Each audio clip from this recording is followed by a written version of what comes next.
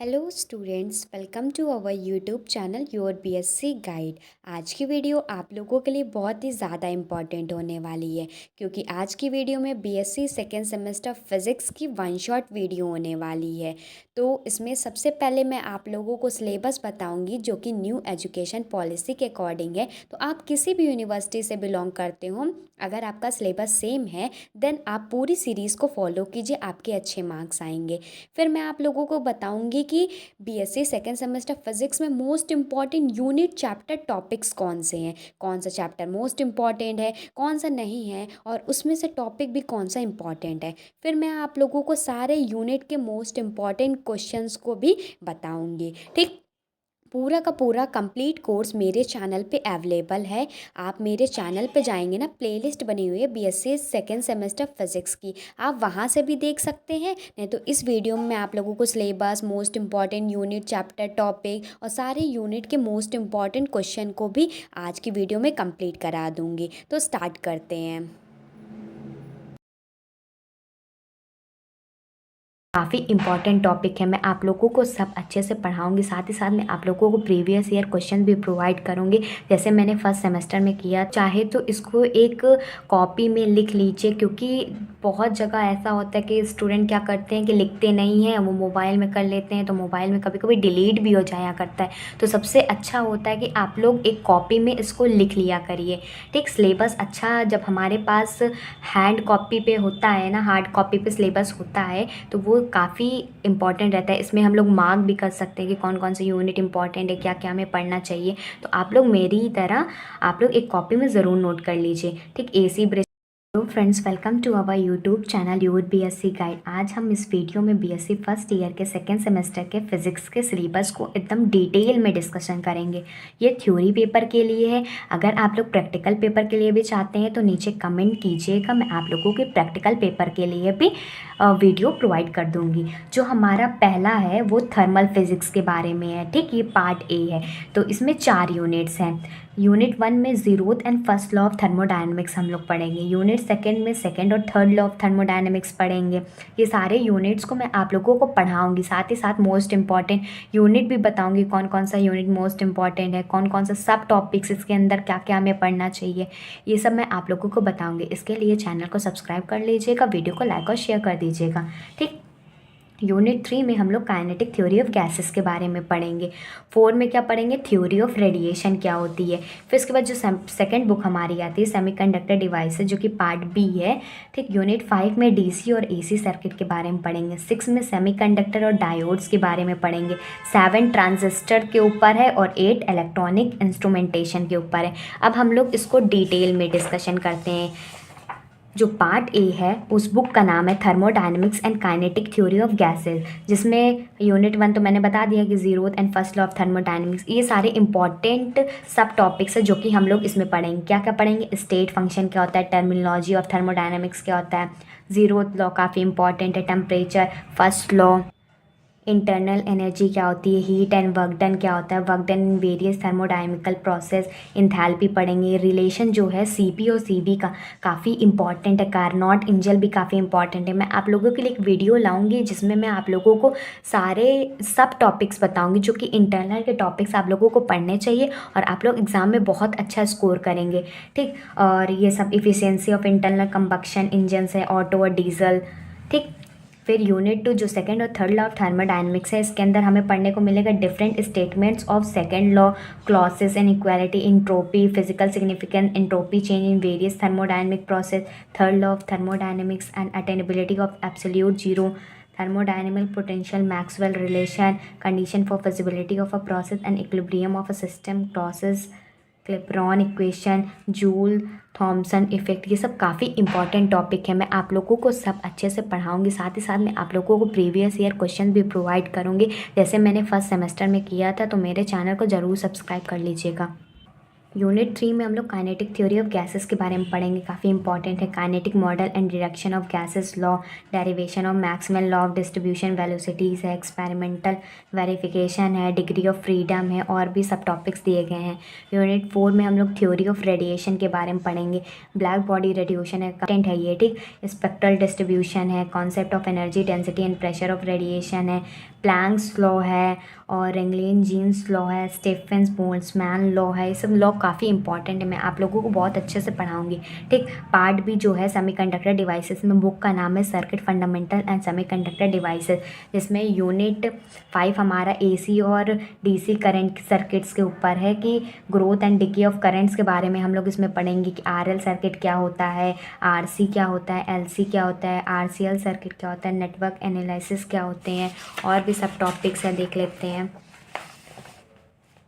देखिए Norton's theorem है, AC bridge है। आप लोग चाहे तो इसको एक कॉपी में लिख लीजिए, क्योंकि बहुत जगह ऐसा होता है कि स्टूडेंट क्या करते हैं कि लिखते नहीं हैं, वो मोबाइल में कर लेते हैं, तो मोबाइल में कभी कभी डिलीट भी हो जाया करता है। तो सबसे अच्छा होता है कि आप लोग एक कॉपी में इसको लिख लिया करिए, ठीक। सिलेबस अच्छा जब हमारे पास हैंड कॉपी पे होता है ना, हार्ड कॉपी पे सिलेबस होता है, तो वो काफ़ी इंपॉर्टेंट रहता है। इसमें हम लोग मार्क भी कर सकते हैं कि कौन कौन से यूनिट इंपॉर्टेंट है, क्या क्या हमें पढ़ना चाहिए। तो आप लोग मेरी ही तरह आप लोग एक कॉपी में ज़रूर नोट कर लीजिए, ठीक। एसी ब्रिज के बारे में पढ़ना है, मैक्सवेल्स के बारे में है, और भी इक्वेशंस दी गई हैं। साथ ही साथ इस यूनिट 6 में सेमीकंडक्टर एंड डायोड्स के बारे में पढ़ेंगे।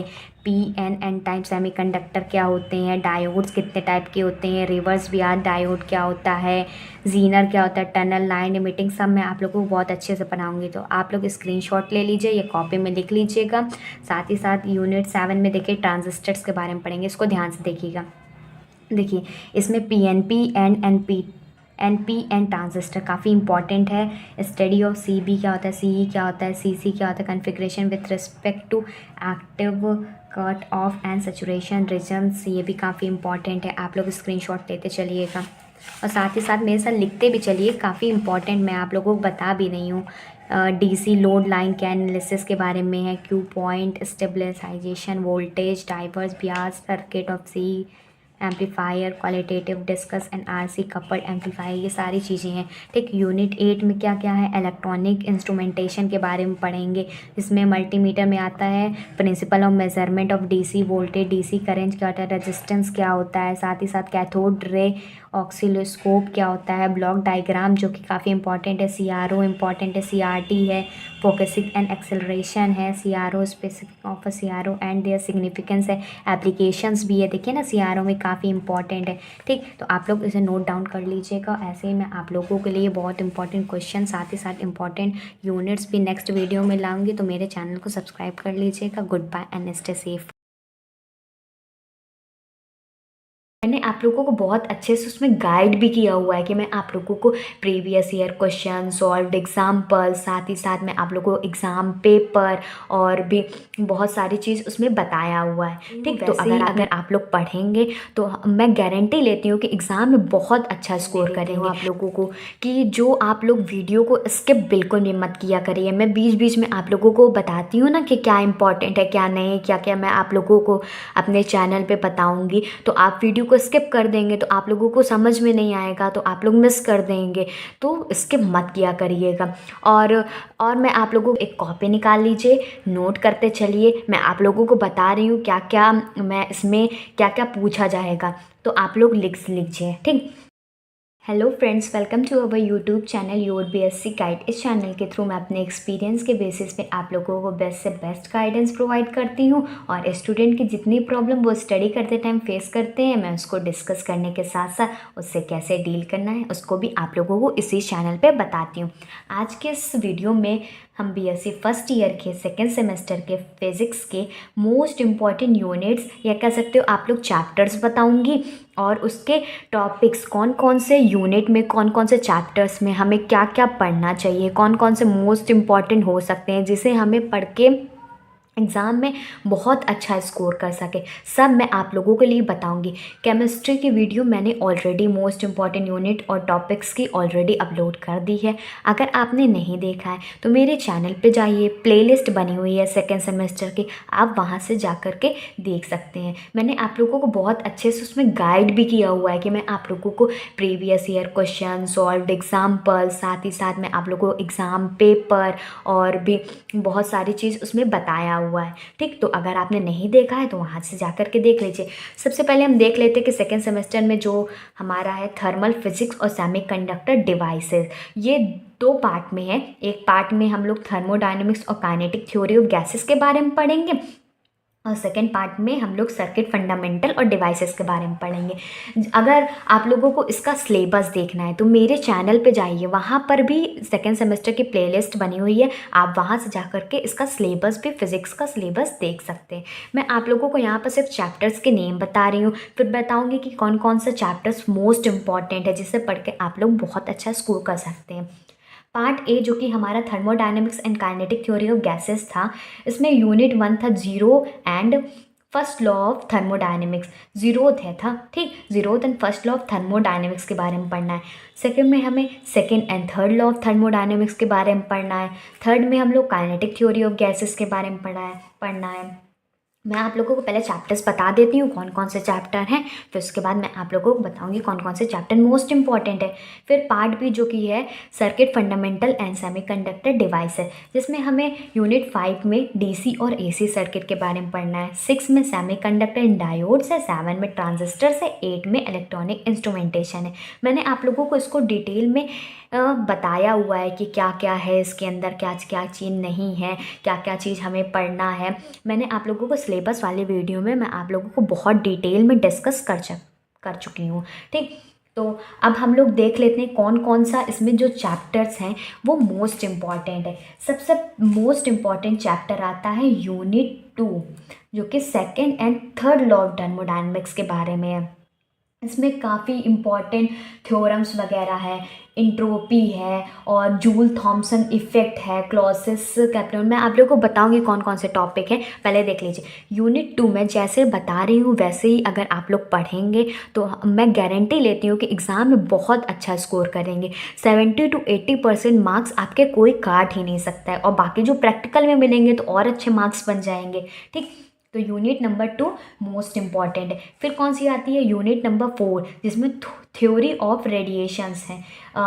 इसमें क्या क्या बहुत सारे इंपॉर्टेंट टॉपिक्स हैं, ब्लैक बॉडी रेडिएशन है, मैं आप लोगों को बताऊंगी। तो नेक्स्ट टॉपिक हमारा मोस्ट इम्पॉर्टेंट है यूनिट नंबर 4। फिर इसके बाद कौन सा टॉपिक मोस्ट इंपॉर्टेंट, मैं जैसे बता रही हूँ वैसे ही आप लोग नोट भी करते चलिए, वीडियो को पॉज कर लीजिए, नोट कर लीजिए। ठीक, फिर उसके बाद क्या है, यूनिट नंबर 6, इसमें हमें सेमीकंडक्टर एंड डायोड्स के बारे में पढ़ना है। फिर यूनिट नंबर 1 में हमारा आता है zeroth and first law of thermodynamics. इससे मेनली क्या होता है कि डिफिनीशंस ही पूछे जाते हैं, तो ज़्यादा इंपॉर्टेंट नहीं है, लेकिन यहाँ से डिफिनीशन बनते हैं जीरोथ और फर्स्ट लॉ से, तो आप लोग इसको भी देख लीजिएगा। फिर उसके बाद अगर आप लोगों को पढ़ना चाहिए तो ट्रांजिस्टर्स पढ़ सकते हैं, ये भी काफ़ी इंपॉर्टेंट है। तो मैं चाहे तो लिख भी देती हूँ कि मोस्ट इंपॉर्टेंट यूनिट कौन से हैं। सबसे पहले मैंने आप लोगों को 2 बताया, फिर 4, फिर 6, फिर 1 और 7 बताया।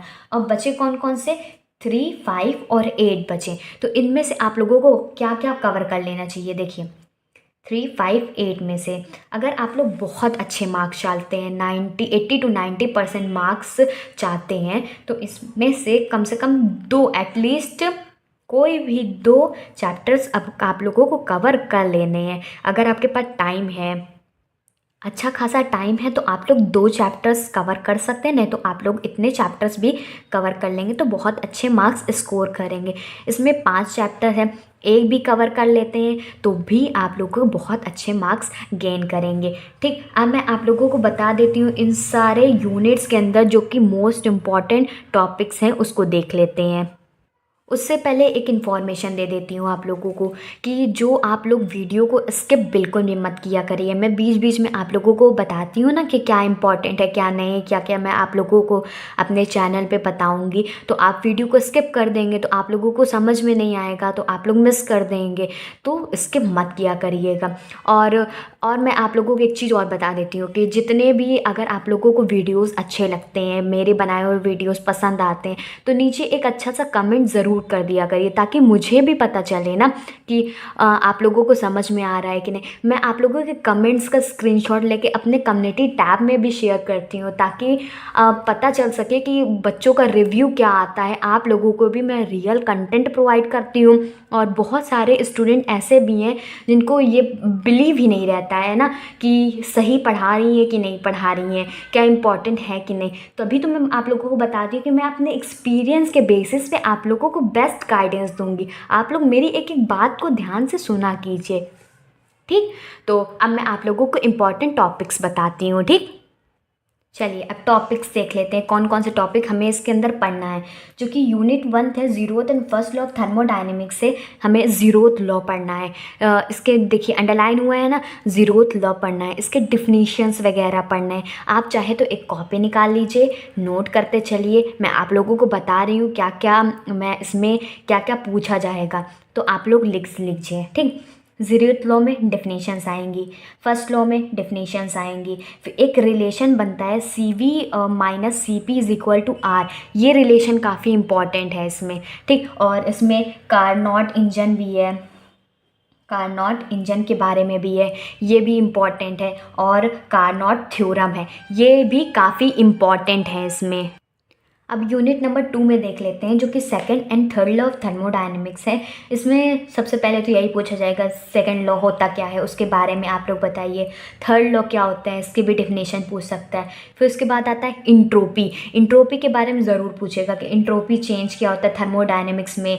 थर्ड लॉ मैंने बता ही दिया है। फिर इसके बाद एक और चीज़ आती है मैक्सवेल के इक्वेशन और साथ ही साथ रिलेशन, इससे भी काफ़ी इंपॉर्टेंट है। फिर मैंने बताया ही हुआ है कि सेकंड यूनिट हमारी काफ़ी इंपॉर्टेंट है। फिर वहाँ से आता है क्लॉसिस क्लेपेरॉन इक्वेशन है, जूल थॉमसन इफेक्ट है। तो आप लोगों को ये सारे टॉपिक्स को कवर करना ही है, छोड़ना बिल्कुल भी नहीं है। यूनिट नंबर 3 जो है उसमें काइनेटिक थ्योरी ऑफ गैसेस है, जिसके अंदर हम लोग देखेंगे कि मैक्सवेल्स लॉज, डिस्ट्रीब्यूशन क्या होता है, वेलोसिटी। मैंने सिलेबस में ऑलरेडी बहुत कुछ बताया हुआ है, अगर आपने नहीं देखा है तो वहाँ से जा कर के देख सकते हैं, ठीक। इसके अंदर हमें ये टॉपिक छोड़ना ही नहीं है कि Maxwell law of distribution of velocity क्या होती है। और भी कुछ टॉपिक्स पढ़ लेने, लेकिन मोस्ट इंपॉर्टेंट मुझे यही लगा तो मैंने इसको मार्क कर दिया। फिर उसके बाद यूनिट नंबर 4 जो कि थ्योरी ऑफ रेडिएशन है, इसके अंदर ब्लैक बॉडी रेडिएशन बहुत ही अच्छे से पढ़ना है कि ये एग्जिस्ट ना करते हुए भी कितना इम्पोर्टेंस रखती है। फिर उसके बाद विंग्स डिस्ट्रीब्यूशन लॉ है, रेंगलिन जीन्स लॉ है, स्टेफन बोल्ट्जमैन लॉ है, wings displacement from planks law है। ये भी लॉज काफ़ी इंपॉर्टेंट है, तो आप लोगों को थ्योरम लॉज सब अच्छे से ध्यान में रखना है। बाकी जब मैं आप लोगों को क्वेश्चंस इसके प्रोवाइड करूँगी तो मैं आप लोगों को बताती भी जाती हूँ कि कौन कौन से ईयर में ये क्वेश्चन पूछे गए हैं, मैं आप लोगों को सब बताऊँगी। साथ ही साथ एग्ज़ाम के पेपर भी मैं आप लोगों को प्रीवियस ईयर का सॉल्व ज़रूर करवाऊँगी, ठीक। तो उसके लिए आप लोगों को चैनल को सब्सक्राइब कर लेना है और बेल आइकन को ऑल पे सेलेक्ट कर लेना है, ताकि मेरी वीडियो की नोटिफिकेशन है सबसे पहले आप तक पहुंच जाए और आप लोग इसे देख के आप लोग अपना काम कर सकें, ठीक। और जो पार्ट बी है उसमें AC एंड DC सर्किट में हमें क्या क्या पढ़ना है, यहाँ से पढ़ना है। सुपरपोजिशन, रेसिप्रोसिटी क्या होता है, थेवेनिन्स नॉर्टन थ्योरम क्या होता है, ब्रिजेस के बारे में भी आ सकता है, ब्रिजेस क्या होते हैं, Maxwell Owen's and Anderson bridges के बारे में है। तो इसको आप लोग ध्यान रखिएगा, ठीक। फिर इसके बाद इसमें 6 में क्या है, सेमीकंडक्टर एंड डायोड्स में हमें PN जंक्शन डायोड पढ़ना है। ये लिखा है ना, PN जंक्शन डायोड क्या होता है, उसका डिप्लेक्शन लेयर पढ़ना है। और भी कुछ टॉपिक्स हैं, देख लेते हैं। 6 में ही हमें रेजिस्टेंस के बारे में पढ़ना है, जीनर क्या होता है, टनल क्या होता है, एलईडी क्या होता है, लाइट एमिटिंग डायोड क्या होता है, रेक्टिफायर पढ़ना है। ठीक, तो आप मार्क भी करते चलिए अगर आपने सिलेबस लिखा है तो, अगर नहीं भी लिखा है तो आप एक कॉपी में नोट डाउन करते रहिए। अगर आप नोट डाउन करते रहेंगे तो कम से कम आपको याद रहेंगे नेम्स। अगर आप स्क्रीनशॉट लेके रख लेते हैं तो आप लोगों को नेम्स थोड़ी ना याद रहेंगे। आप जब तक आप लोग किसी चीज़ को लिखते नहीं हो वो चीज़ आपके माइंड में बैठती नहीं है। ठीक, 7 में ट्रांजिस्टर्स में हम लोग ट्रांजिस्टर पढ़ेंगे क्या होता है, लोड ड्राइंग क्या होता है, एम्पलीफायर के बारे में आप लोगों को पढ़ लेना है। फिर उसके बाद यूनिट नंबर 8 जो कि इलेक्ट्रॉनिक इंस्ट्रूमेंटेशन है, इसमें मल्टीमीटर्स के बारे में है। कुछ चीज़ें देख लें जैसे कि डीसी वोल्टेज है, डीसी करंट है, एसी वोल्टेज क्या होता है, इसको थोड़ा थोड़ा समझ लेना है आप लोगों को बस। और CRO सबसे इम्पॉर्टेंट है, एक क्वेश्चन बनते ही है कि कैथोड रे ऑक्सीलोस्कोप क्या होता है, उसका डायग्राम भी कभी कभी ब्लॉक डायग्राम पूछ लिया करता है। तो मैं आप लोगों को सारे टॉपिक्स बता दी हूँ। अगर आप नए हैं तो चैनल को सब्सक्राइब कर लीजिए। ऐसे ही मैं आप लोगों के लिए BSc के लिए गाइड करती रहूँगी। साथ ही साथ मैं आप लोगों को एग्ज़ाम के टिप्स ट्रिक्स भी देती रहती हूँ। अगर आपने नहीं देखा है तो मेरी एक प्लेलिस्ट बनी हुई है एग्ज़ाम टिप्स और ट्रिक्स की, वहाँ पर मैं आप लोगों के लिए सब कुछ बताती हूँ कि कैसे आप लोगों को कॉपी लिखनी चाहिए, प्रैक्टिकल में क्या करना चाहिए, कौन सी गलतियाँ नहीं करनी चाहिए, टाइम मैनेज कैसे करना चाहिए, क्या एग्ज़ामिनर देखता है, पेपर कैसे रिप्रेजेंट करना चाहिए, मैं आप लोगों के लिए सब प्रोवाइड करती हूँ। अगर आप लोग चाहते हैं कि दीदी आप लोग इस टॉपिक पे बना दीजिए वीडियो, तो मैं आप लोगों के लिए वो भी करने को तैयार हूँ। बस आप लोग कहिए तो नीचे कमेंट ज़रूर किया करिए ताकि मुझे आप लोगों को पता चल सके कि आप लोगों को हाँ समझ में आ रहा है कि नहीं आ रहा है। सब कुछ मैं आप लोगों को कराऊँगी। ठीक, तो ऐसे ही मैं आप लोगों के लिए गाइड करती रहूँगी। और आप नए हैं तो चैनल को सब्सक्राइब कर लीजिए, वीडियो को लाइक और शेयर कर दीजिए। Good bye and stay safe. Hello students, welcome to our YouTube channel your BSc guide. आज की वीडियो का टॉपिक है BSc फिज़िक्स में कुछ नहीं पढ़ा। बहुत सारे ऐसे स्टूडेंट हैं जिनका एग्ज़ाम्स तो स्टार्ट हो गया है, या पहला पेपर या दूसरा पेपर फ़िज़िक्स का है। तो बहुत सारे स्टूडेंट कंफ्यूज हैं कि हमने तो अभी फ़िज़िक्स स्टार्ट भी नहीं करी है, तो हम कैसे पढ़ें, तैयारी कैसे करें, एक कंप्लीट स्ट्रैटेजी क्या होनी चाहिए जिससे हम फिज़िक्स में 75 में से 75 नंबर ला सके। तो ये वीडियो आप लोगों के लिए ही है, कहीं मत जाइएगा, पूरा का पूरा वीडियो देखिएगा, स्किप मत कीजिएगा। जितनी भी मैं आप लोगों को टिप्स प्रोवाइड करूँगी सारी टिप्स को फॉलो कीजिएगा, आपके डेफिनेटली बहुत अच्छे मार्क्स आते हैं। सबसे पहले मैं आप लोगों को इंट्रोडक्शन दे देती हूँ।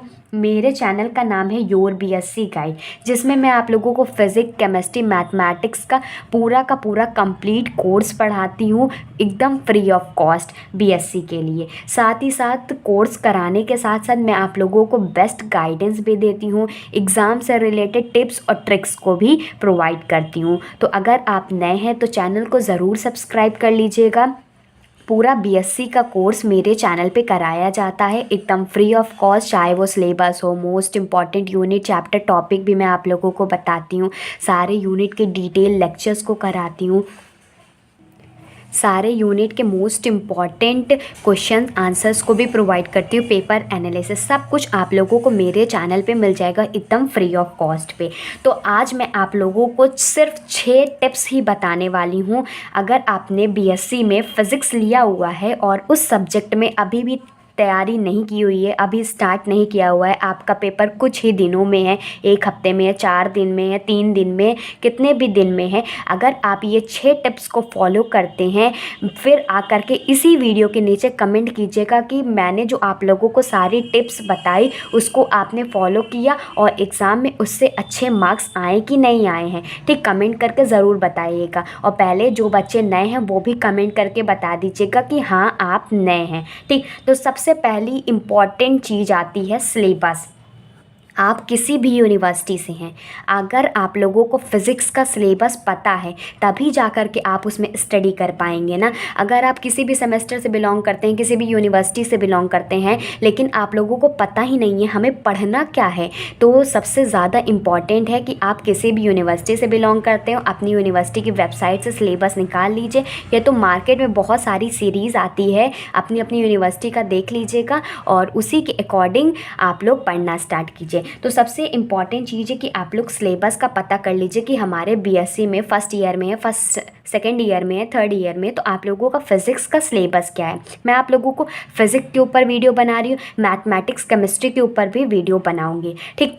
और दूसरी इम्पॉर्टेंट चीज़ आती है कि आपने सिलेबस तो पता कर लिया कि क्या सिलेबस है, फिर उसके बाद आप लोगों को पता करना है उस फिज़िक्स के कौन से यूनिट मोस्ट इम्पॉर्टेंट है, या कह सकते हो कौन सा चैप्टर मोस्ट इम्पॉर्टेंट है। मैं आप लोगों को चैप्टर्स भी प्रोवाइड करती हूँ, मैं आप लोगों को सिलेबस भी प्रोवाइड करती हूँ। मैं न्यू एजुकेशन पॉलिसी के अकॉर्डिंग आप लोगों को, आप किसी भी यूनिवर्सिटी से बिलोंग करते हैं, बस आप एक बार सिलेबस मैच कर लीजिए। अगर आपकी यूनिवर्सिटी का सिलेबस मैच करता है तो फिर उसके बाद नेक्स्ट वीडियो जो मैं प्रोवाइड करती हूँ वो मोस्ट इम्पॉर्टेंट यूनिट, चैप्टर और टॉपिक की भी होती है। तो आप लोगों को भी ये पता करना है कि मोस्ट इम्पॉर्टेंट यूनिट कौन सा है, या कह सकते हैं मोस्ट इम्पॉर्टेंट चैप्टर कौन सा है, जिससे हमें बहुत अच्छे मार्क्स मिलेंगे। और उस चैप्टर के अंदर भी कौन से ऐसे टॉपिक हैं जिससे कंफर्म एग्ज़ाम में क्वेश्चन आते ही आते हैं। मैं आप लोगों को इसी तरीके से पढ़ाती हूँ, पहले सिलेबस बताती हूँ, फिर उसके बाद सारे सब्जेक्ट का फिज़िक्स केमिस्ट्री मैथमेटिक्स पढ़ाती हूँ। तो तीनों सब्जेक्ट का मैं आप लोगों को टॉपिक्स भी बताती हूँ, कौन सा चैप्टर इंपॉर्टेंट है, कौन से टॉपिक्स भी इंपॉर्टेंट। अगर आपका और भी कोई सब्जेक्ट है तो आप लोग उस सब्जेक्ट का रिलेटेड पढ़ लीजिएगा, लेकिन ये सारी 6 के 6 टिप्स को फॉलो कीजिएगा। आपके डेफिनेटली अच्छे से अच्छे मार्क्स बनेंगे, परसेंटेज बिल्डअप होंगे। फिर तीसरी जो बहुत ही ज़्यादा इंपॉर्टेंट चीज़ है, हमें ये तो पता चल गया सिलेबस क्या है। फिर दूसरी चीज़, हमें ये भी कहीं से जुगाड़ लगा कर पता चल गया, हमने बहुत सारी वीडियोज़ देख ली तो हमें पता चल गया कौन सा चैप्टर मोस्ट इंपॉर्टेंट है। टॉपिक भी नहीं पता चला तो कोई बात नहीं, तो जितने चैप्टर मोस्ट इंपॉर्टेंट है, या कह सकते हो जितने यूनिट मोस्ट इंपॉर्टेंट है, सिर्फ उसको ही स्टडी करना है। तो only study most important unit, जितने ही यूनिट मोस्ट इंपॉर्टेंट है सिर्फ उसी को स्टडी करना है, क्योंकि हमारे पास टाइम बहुत कम है और हमें कम टाइम में ऐसा पढ़ना है कि अभी हमने कुछ भी नहीं पढ़ा है। तो जितने मोस्ट इंपॉर्टेंट यूनिट है, जिससे ज़्यादा क्वेश्चन बनेंगे, लॉन्ग में क्वेश्चन बनेंगे, शॉर्ट में क्वेश्चन बनेंगे, तो उसी यूनिट को कवर करना है। मैं भी आप लोगों को इसी तरीके से पढ़ाती हूँ, जितना मोस्ट इंपॉर्टेंट यूनिट है उसको सबसे पहले कवर कराती हूँ। आप चाहे तो डिटेल लेक्चर्स भी देख सकते हैं, मतलब उस यूनिट के डिटेल लेक्चर्स को भी देख सकते हैं, नहीं तो वन शॉट वीडियो को भी प्रेफर कर सकते हैं।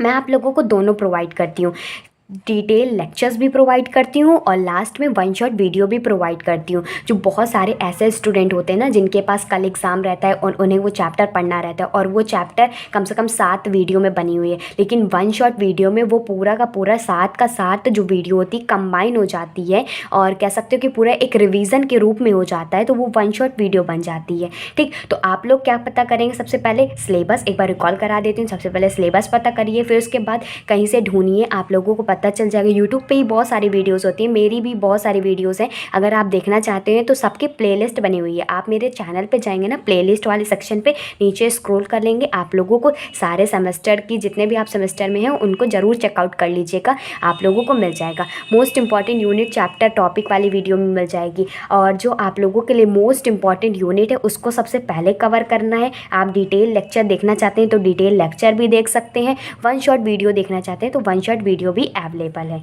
ठीक, फिर फोर्थ स्टेप में आप लोगों को क्या करना है, जितने भी आपने मोस्ट इंपॉर्टेंट यूनिट देखें, मतलब उसके पूरा लेक्चर देख डाला, तो उसी solve question of only most important unit, सिर्फ उसी मोस्ट इंपॉर्टेंट यूनिट के मोस्ट इंपॉर्टेंट क्वेश्चन को ही सॉल्व करना है। जैसे कि मैं आप लोगों को सारे यूनिट के, चाहे वो फिजिक्स का हो, केमिस्ट्री का हो, मैथमेटिक्स का हो, सारे यूनिट के मोस्ट इंपॉर्टेंट क्वेश्चन आंसर्स को प्रोवाइड करती हूँ। तो आप चाहे तो मेरे चैनल से भी देख सकते हैं, फिजिक्स केमिस्ट्री मैथमेटिक्स, या अदर कोई चैनल है जिसमें आप लोग कोई और सब्जेक्ट पढ़ते हैं तो वहाँ से भी सिर्फ जो मोस्ट इंपॉर्टेंट यूनिट आपने पढ़ा है उस यूनिट के मोस्ट इंपॉर्टेंट क्वेश्चन को सॉल्व कीजिए। ठीक, फिर फिफ्थ पॉइंट आता है, अगर आपके पास टाइम बचता है, मान लीजिए कि अभी हमारा पेपर 5 दिनों में है, 6 दिनों में है, तो इतना तो आप लोगों ने कर लिया। ठीक, अगर हम देखिए यहाँ से बताती हूँ, अगर आपके पास 2 या 3 मोस्ट इंपॉर्टेंट यूनिट है तो 2 दिन में, 3 दिन में कंप्लीट हो जाएंगे। फिर उसके बाद उसी के क्वेश्चन भी उसी 1-2 दिन में कंप्लीट हो जाएंगे।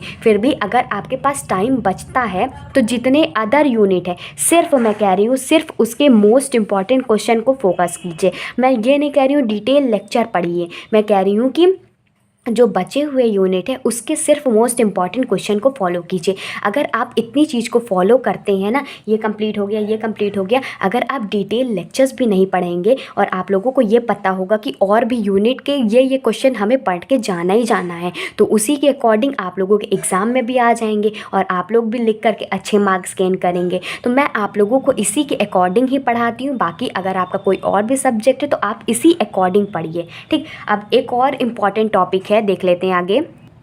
इम्पॉर्टेंट पॉइंट है कि प्रीवियस ईयर पेपर को सॉल्व कीजिए अपनी यूनिवर्सिटी के, ओन यूनिवर्सिटी। मैं कह रही हूँ अगर आपके तरफ कोई और यूनिवर्सिटी लगती है, किसी और यूनिवर्सिटी से बिलोंग करते हैं, सिलेबस नहीं मैच करता है, तो अपने तरफ के प्रीवियस ईयर क्वेश्चन सर्च कीजिएगा कि आपके तरफ जो यूनिवर्सिटी चलती है उसका, चाहे फिज़िक्स का हो, केमिस्ट्री का, मैथमेटिक्स का, या जो भी आपने सब्जेक्ट लिया हुआ है, तो उसी का प्रीवियस ईयर क्वेश्चन को सर्च कीजिए और वो जो क्वेश्चन पेपर होना चाहिए वो आपकी यूनिवर्सिटी से ही होना चाहिए। तो 6th पॉइंट बहुत ही ज़्यादा इंपॉर्टेंट है। फिर एक मोस्ट इंपॉर्टेंट टिप्स मैं अपनी तरफ से देना चाहती हूँ कि जितना आप लोगों ने पढ़ा, देखिए यहाँ से बताती हूँ, आपको सिलेबस पता चल गया, आप लोगों को most important unit, chapter, topic पता चल गया, और उस मोस्ट इंपॉर्टेंट यूनिट का आपने डिटेल लेक्चर देख लिया या तो वन शॉट वीडियो देख लिया। उसी मोस्ट इंपॉर्टेंट यूनिट का आपने क्या कर लिया कि क्वेश्चन को भी सॉल्व कर लिया, और आपने अगर टाइम बचा था आपके पास तो आपने क्या किया कि जो अदर यूनिट थे मोस्ट इंपॉर्टेंट उसके क्वेश्चन को भी सॉल्व कर लिया। तो इतना सॉल्व करने के बाद तो आप लोगों को इतना चीज़ एक बार में तो पूरा का पूरा आ नहीं जाएगा, लेकिन कम से कम उसे 2 टाइम्स रिवाइज ज़रूर करना है जो कि आपने पढ़ा हुआ है। मतलब रिवाइज़ करने का ये मतलब नहीं कि पूरा का पूरा एक बार फिर से उसको पढ़ रहे हो, नहीं, इतना नहीं कि मतलब आपने वो पढ़ा है तो उस कॉन्सेप्ट को समझा हुआ है तो बस एक बार मेमोराइज़ कर लेना है 2 से 3 बार, या कह रही हूँ 2 ही बार, 1 से 2 बार भी करेंगे ना तब भी आप लोगों के सफिशिएंट होगा। इससे क्या होगा कि जितनी चीज़ें आप लोगों ने पढ़ी है उतनी चीज़ें आप लोगों को रिकॉल हो जाएगी। बाकी मैंने एक प्लेलिस्ट बनाई हुई है एग्ज़ाम टिप्स और ट्रिक्स की, जिसमें बहुत सारी टिप्स वगैरह दी है। अगर आपके पास कम टाइम है, प्रिपरेशन कैसे करनी है, कॉपी कैसे लिखना है, टाइम मैनेज कैसे करना है, ये सारी टॉपिक के ऊपर मैंने ऑलरेडी वीडियोस बना दी है। इस जो प्लेलिस्ट, इस वीडियो के डिस्क्रिप्शन बॉक्स में मैं आप लोगों को प्लेलिस्ट का लिंक दे दूँगी एग्ज़ाम टिप्स और ट्रिक्स का, ठीक। तो वहाँ से जा कर के आप और भी वीडियोस को देखना चाहते हैं तो वहाँ से जा कर के देख सकते हैं। बाकी मैं आप लोगों को BSc first semester, second semester, third semester का भी प्लेलिस्ट का लिंक प्रोवाइड कर दूँगी, अभी तक जितने मैंने सेमेस्टर्स कवर कराए हैं। बाकी आगे के जितने भी इन फ्यूचर मैं जितने भी सेमेस्टर्स कवर कराऊँगी तो उसका भी लिंक प्रोवाइड करते हुए चली जाऊँगी। आप मेरे चैनल पर जाइए, प्लेलिस्ट वाले सेक्शन पर आप जाएँगे ना, खुद ही आप लोगों को समझ में आ जाएगा कि मैंने बहुत सारी प्लेलिस्ट बनाई हुई है, चाहे फिजिक्स की हो, केमिस्ट्री की हो, मैथमेटिक्स की हो, इंग्लिश की हो, कंप्यूटर साइंस की हो, तो ये सारे सब्जेक्ट भी मैं आप लोगों को पढ़ाती हूँ। तो मैं प्लेलिस्ट का लिंक डिस्क्रिप्शन बॉक्स में दे दूँगी, तो आप वहाँ से जा कर के भी देख सकते हैं। अगर कोई बच्चा नया है, उसे नया आया है वीडियो पे, तो चैनल को सब्सक्राइब कर लीजिएगा और नोटिफिकेशन बेल को ऑल पे सेलेक्ट कर लीजिएगा, ताकि मेरी हर वीडियो की नोटिफिकेशन आपको मिलती रहे। अगर आप नए हैं तो आप लोगों को सारी वीडियोज़ मिलती रहे और आपका भी कोर्स कंप्लीट हो जाए, आप भी अच्छे से स्टडी कर सकें। और एटलीस्ट 4 से 5 बच्चों तक एक वीडियो शेयर की, एक भी बच्चा 4 से 5 बच्चों तक वीडियो शेयर करता है, स्टोरी लगा देता है या पब्लिकली उसको शेयर कर देता है, तो इससे क्या होगा ना, बहुत सारे बच्चों तक ये सारा कॉन्सेप्ट पहुंचेगा और वो भी अपनी स्टडी को बेहतरीन कर सकेंगे, ठीक। तो मेरी मदद कीजिए ताकि मैं और भी बच्चों तक ये सारे कॉन्सेप्ट को पहुँचा सकूँ और वो भी अच्छे से अच्छे मार्क्स गेन कर सके। वीडियो सच में दिल से अच्छी लगती है, थोड़ी सी भी हेल्प मिलती है तो आप लाइक कीजिएगा और कमेंट करके मुझे बताइएगा आप लोगों को वीडियो कैसी लगती है। यूट्यूब पे आप ये भी सर्च कर सकते हैं, आप जैसे कि फर्स्ट ईयर में है, फर्स्ट सेमेस्टर है, सेकंड सेमेस्टर है, तो जैसे कि फर्स्ट सेमेस्टर वाले तो बीएससी फर्स्ट सेमेस्टर फिजिक्स का सर्च करना है, केमिस्ट्री का सर्च करना है, मैथ्स का, तो physics first semester physics by your BSc guide डाल दीजिएगा। सेकेंड सेमेस्टर के हैं तो बीएससी सेकेंड सेमेस्टर फिजिक्स या केमिस्ट्री या maths by your BSc guide. मैं तो इतना कह रही हूँ कि कुछ भी सर्च करना है, लास्ट में योर बीएससी गाइड आप लोग डाल दीजिएगा, तो मेरे चैनल पे जितनी भी वीडियोस बनी होंगी, प्लेलिस्ट वगैरह बनी होंगी, सब कुछ आप लोगों के सामने आ जाएगा और आप लोगों को पढ़ने में बहुत ही ज़्यादा आसानी हो जाएगी। पूरा का पूरा कंटेंट मैं आप लोगों को एकदम फ्री ऑफ कॉस्ट पढ़ाती हूँ, तो ज़्यादा से ज़्यादा शेयर कीजिएगा ताकि और भी बच्चों की हेल्प हो सके। तब तक के लिए अगली वीडियो में मिलते हैं, तब तक के लिए good bye and stay safe. बता देती हूँ, सबसे इंपॉर्टेंट होता है क्वेश्चन को अच्छे से समझना। अगर आप लोग क्वेश्चन अच्छे से समझे रहेंगे तभी तो आंसर आप लोग लिख पाएंगे। जब आप लोग आंसर ही रटते रहेंगे तो क्वेश्चन नहीं समझे रहेंगे, तो अगर क्वेश्चन को थोड़ा बदल के दे दिया तब आप क्या करेंगे, तब आपको आंसर भी उसी हिसाब से लिखना पड़ेगा ना। इसीलिए मैं आप लोगों को क्वेश्चन अच्छे से समझाती हूँ। आगे देख लेते हैं। देखिए, मैं आप लोगों को एक चीज़ और बता देती हूँ। सबसे इंपॉर्टेंट होता है क्वेश्चन को पढ़ना, फिर क्वेश्चन से आप लोग ये समझ पाते हैं कि कौन सा टॉपिक मोस्ट इंपॉर्टेंट है। उसको मैं पूरा डिटेल में पढ़ लूँगा तो उससे 3-4 क्वेश्चन तो बन ही जाएंगे। तो उनमें से सबसे इंपॉर्टेंट टॉपिक ये भी है कि hello friends, welcome to our YouTube channel your BSc guide. इस चैनल के थ्रू मैं अपने एक्सपीरियंस के बेसिस पे आप लोगों को बेस्ट से बेस्ट गाइडेंस प्रोवाइड करूंगी और स्टूडेंट की जितनी प्रॉब्लम वो स्टडी करते टाइम फेस करते हैं, मैं उसको डिस्कस करने के साथ साथ उससे कैसे डील करना है उसको भी आप लोगों को बताऊँगी। आज की इस वीडियो में बीएससी सेकेंड सेमेस्टर के फिज़िक्स के जो कि बुक चलती है हमारी thermal physics and semiconductor devices, उसमें मैं आप लोगों को मोस्ट इम्पॉर्टेंट क्वेश्चन की सीरीज़ स्टार्ट कर दी हूँ। ठीक, ये आज की इस वीडियो में हम यूनिट 1 और यूनिट 2 दोनों डिस्कस करेंगे। सबसे पहले मैं आप लोगों को यूनिट 1 जो कि zeroth and first law of thermodynamics है, इसका मोस्ट इंपॉर्टेंट क्वेश्चंस बताऊंगी। फिर इसके बाद यूनिट 2 की बात करेंगे। ये सारी यूनिवर्सिटीज़ के लिए हैं जिनका सिलेबस मैंने जो प्रोवाइड किया है उससे मैच करा है। सबसे पहले आप सिलेबस वाली वीडियो देख लीजिए, फिर अगर आपका सिलेबस मैच करता है जो मैं पढ़ा रही हूँ तो आप लोग मेरी पूरी सीरीज़ को फॉलो कीजिए। मैं आप लोगों को important questions, important units, topics भी करा दिए हैं। ठीक, अगर आपने नहीं देखे हैं तो मैंने प्लेलिस्ट बनाई हुई है सेकेंड सेमेस्टर फिज़िक्स की, आप वहाँ से जा कर के विज़िट कर सकते हैं। ठीक, तो स्टार्ट करते हैं। क्वेश्चन नंबर 1 इसमें क्या कह रहा है, 2003 और 19 में पूछा गया है। मैं आप लोगों को सारे most important most previous year questions करा रही हूँ, तो आप लोग इसको प्रैक्टिस करके ज़रूर जाइएगा। Derive the relation P dot V की power y is equal to constant for an adiabatic process applying the first law of thermodynamics and hence deduce the relation. हमें इसमें रिलेशन भी निकालना है, इसको प्रूव भी करना है। कांस्टेंट रिलेशन किसका निकालना है, प्रेशर एंड टेम्परेचर का और volume and temperature of an ideal gas का, जब अंडरगोइंग एन एडियाबैटिक चेंज हो रहा होता है। इसी क्वेश्चन को एक और तरीके से भी पूछा गया है। For an adiabatic expansion of an ideal gas, show that P dot V की power y is equal to constant. इसको हमें प्रूव करना है। ठीक, होप आपको क्वेश्चंस अच्छे से समझ में आ रहा होगा। एक चीज़ और बता देती हूँ, सबसे इंपॉर्टेंट होता है क्वेश्चन को अच्छे से समझना। अगर आप लोग क्वेश्चन अच्छे से समझे रहेंगे तभी तो आंसर आप लोग लिख पाएंगे। जब आप लोग आंसर ही रटते रहेंगे तो क्वेश्चन नहीं समझे रहेंगे, तो अगर क्वेश्चन को थोड़ा बदल के दे दिया तब आप क्या करेंगे, तब आपको आंसर भी उसी हिसाब से लिखना पड़ेगा ना। इसीलिए मैं आप लोगों को क्वेश्चन अच्छे से समझाती हूँ। आगे देख लेते हैं। क्वेश्चन नंबर 2 है, 2008 और 10 में पूछा गया था। Right a short note on the following. Short note लिखना है, किसके बारे में लिखना है, ज़ीरो लॉ ऑफ थर्मोडायनेमिक्स के बारे में, कि ज़ीरोथ लॉ ऑफ थर्मोडायनेमिक्स होता क्या है, शॉर्ट में पूरा इसको लिखना है। ये क्वेश्चन लॉन्ग में पूछा जाता है कि कॉन्सेप्ट ऑफ टेम्परेचर बताओ, इसमें कॉन्सेप्ट ऑफ हीट बताओ। इसको पूरे डिटेल में भी पूछा जा सकता है एक क्वेश्चन बना करके। कभी कभी सिर्फ शॉर्ट नोट निकलने को आ गया कि ज़ीरोथ लॉ ऑफ थर्मोडायनेमिक्स क्या होता है, कॉन्सेप्ट ऑफ हीट के बारे में बताओ, टेम्परेचर के बारे में बताओ, तो आप लोग इसको भी प्रिपेयर करके ज़रूर जाइएगा। नेक्स्ट क्वेश्चन है क्वेश्चन नंबर 3 जो 2012, 19, 2018 इतने सारे ईयर्स में पूछा गया है। तो मैंने आप लोगों को बताया भी हुआ है कि कार्नोट इंजन इंपॉर्टेंट है। इंपॉर्टेंट यूनिट्स और टॉपिक वाली वीडियो अगर आपने देखी होगी तो मैंने सारे इंपॉर्टेंट टॉपिक्स भी उसमें कवर कराए हैं। तो क्वेश्चन क्या कह रहा है, describe Carnot reversible heat engine के बारे में बताना है and find N expression for its efficiency, और एक्सप्रेशन भी उसमें प्रोवाइड करना है, रिलेशन जो होता है। ठीक, फिर उसके बाद इसी क्वेश्चन को एक और तरीके से पूछा गया है कि कार्नोट इंजन होता क्या है, explain Carnot cycle and derive the expression for the efficiency of engine. Carnot engine होता क्या है ये भी बताओ, साथ ही साथ उसका जो एक्सप्रेशन होता है इसको डेराइव करने का है। कार्नोट इंजन आप लोग छोड़िएगा नहीं, ये काफ़ी इंपॉर्टेंट है, तो अलग अलग तरीके से भी ये पूछा गया है। क्वेश्चन नंबर 4 2017 में पूछा गया था कि explain diesel and auto cycle with the help of PV and TS diagram. हमें एक्सप्लेन करना है डीजल और ऑटो साइकिल को पीवी और टीएस के डायग्राम की हेल्प से। इसी क्वेश्चन को एक और तरीके से पूछा गया है, discuss the working of diesel engine and diesel cycle. जो इसमें वर्किंग भी पूछ लिया करता है, मैकेनिज्म वर्किंग सब पूछ सकता है कि वर्किंग बताओ डीजल इंजन का डीजल साइकिल का। ठीक, तो आप लोग इसको थोड़ा देख लीजिएगा, पढ़ के जाइएगा, लॉन्ग में पूछ के लिया तो आपके काफ़ी अच्छे मार्क्स बन जाएंगे। ठीक, तो छोड़िएगा बिल्कुल भी नहीं। क्वेश्चन नंबर 5 हमारा है 2012 और 17 19 इतने सारे ईयर्स में पूछा गया। क्या कह रहा है, state and proof Carnot theorem.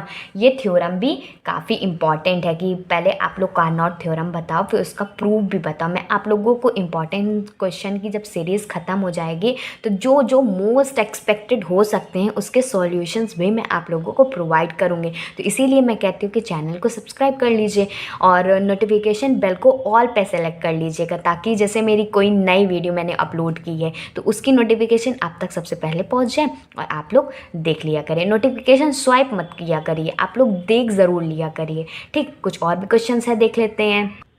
Question number 6 जो कि 2012 और 14 में पूछा गया था, deduce N expression for external work done by an ideal gas in an isothermal expansion.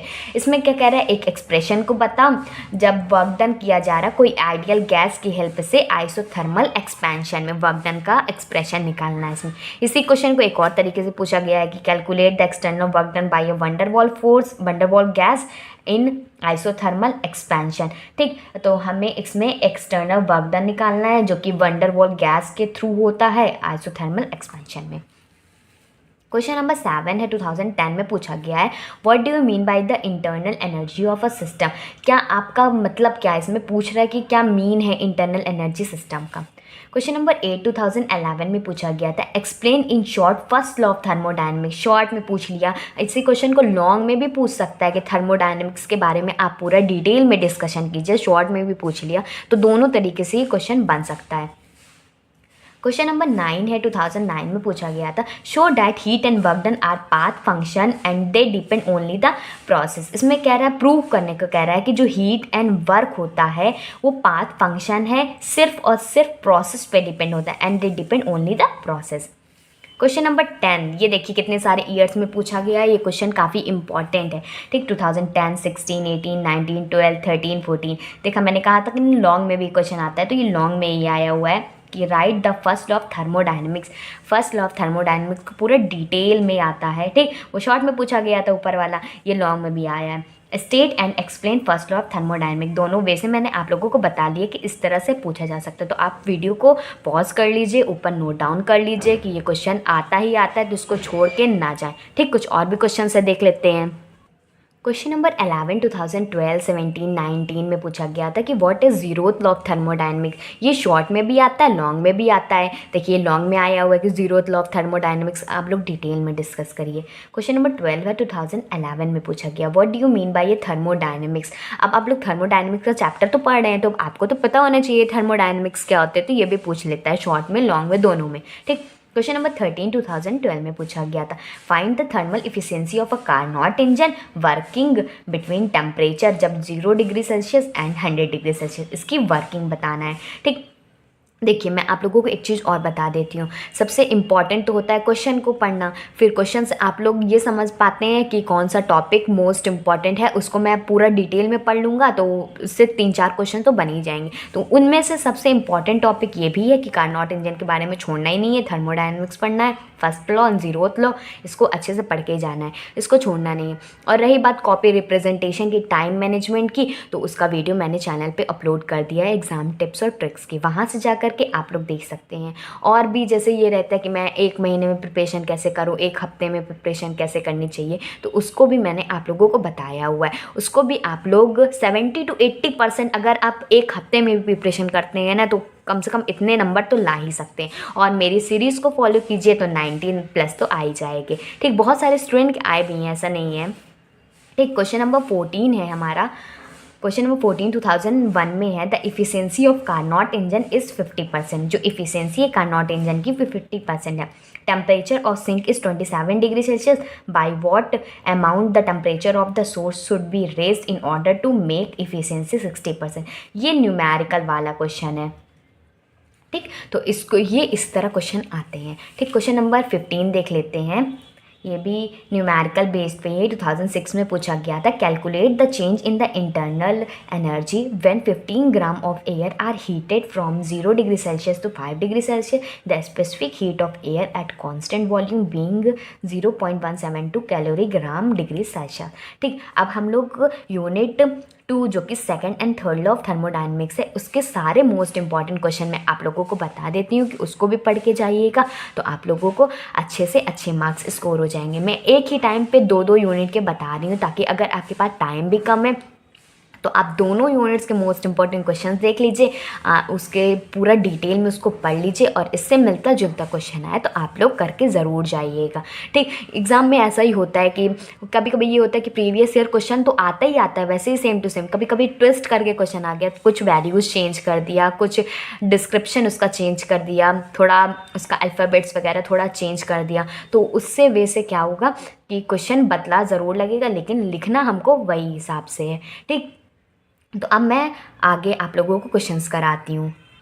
Unit 2 जो हमारा second and third law of thermodynamics है, इसके मोस्ट इंपॉर्टेंट क्वेश्चंस को देख लेते हैं। सबसे पहला क्वेश्चन 2017 में पूछा गया था, obtain the relation between the internal energy and entropy of a system. हमें रिलेशन बताना है कि इंटरनल एनर्जी और इंट्रोपी सिस्टम की, इन दोनों के बीच में। ठीक, इसी क्वेश्चन को एक और तरीके से पूछा गया कि इंटरनल एनर्जी होता क्या है। सिर्फ एक ही चीज़ पूछ लिया, इसमें दोनों चीज़ पूछा गया कि रिलेशन भी बताओ, साथ ही साथ आप लोग इसको डिफाइन भी करो। इसमें आप लोग अच्छे से डिफाइन भी कर देंगे ना, तब भी आपके मार्क्स नहीं कटेंगे, एग्जामिनर खुश होकर अच्छे नंबर ज़रूर भी देगा। अगर आप लोगों को और भी किसी तरह की प्रॉब्लम है क्वेश्चन से रिलेटेड कि प्रिपरेशन नहीं हो पा रही है, या हमें एग्ज़ाम में क्वेश्चन नहीं स्ट्राइक करे तो हमें क्या करना चाहिए, तो मेरी एग्ज़ाम और ट्रिप्स और ट्रिक्स की सारी वीडियोस आप देख लीजिए। हर एक क्वेरी जितनी भी स्टूडेंट फेस करते हैं ना, मैंने हर प्रॉब्लम्स को डिस्कस किया हुआ है। अगर आप फिर भी किसी और टॉपिक पे वीडियो चाहते हैं तो आप नीचे कमेंट करा करिए, मैं उस टॉपिक पे भी वीडियो बना दूँगी। ठीक, तो क्वेश्चन नंबर 2 देख लेते हैं। 2015 में पूछा गया है, right the second law of thermodynamics. जैसे उसमें फर्स्ट लॉ ऑफ थर्मोडायनेमिक्स के बारे में पूछा गया था, इसमें सेकंड लॉ ऑफ थर्मोडायनेमिक्स, ये भी लॉन्ग और शॉर्ट दोनों में आता है।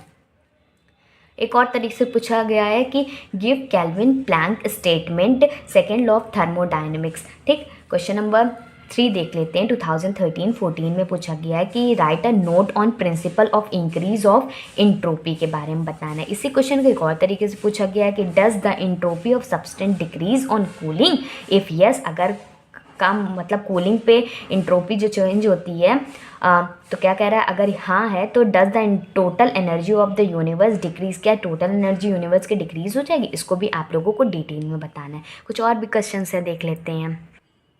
क्वेश्चन नंबर 4 2012 में पूछा गया था, राइट क्लॉसिस क्लिप्रियन लेटेंट हीट इक्वेशन, ये भी इंपॉर्टेंट इक्वेशन है, and give the physical significance बताना ऑफ द लेटर्स यूज, जितने भी इसमें सिंबल्स यूज हुए हैं उसका फिजिकल सिग्निफिकेंस भी आप लोगों को बताना है।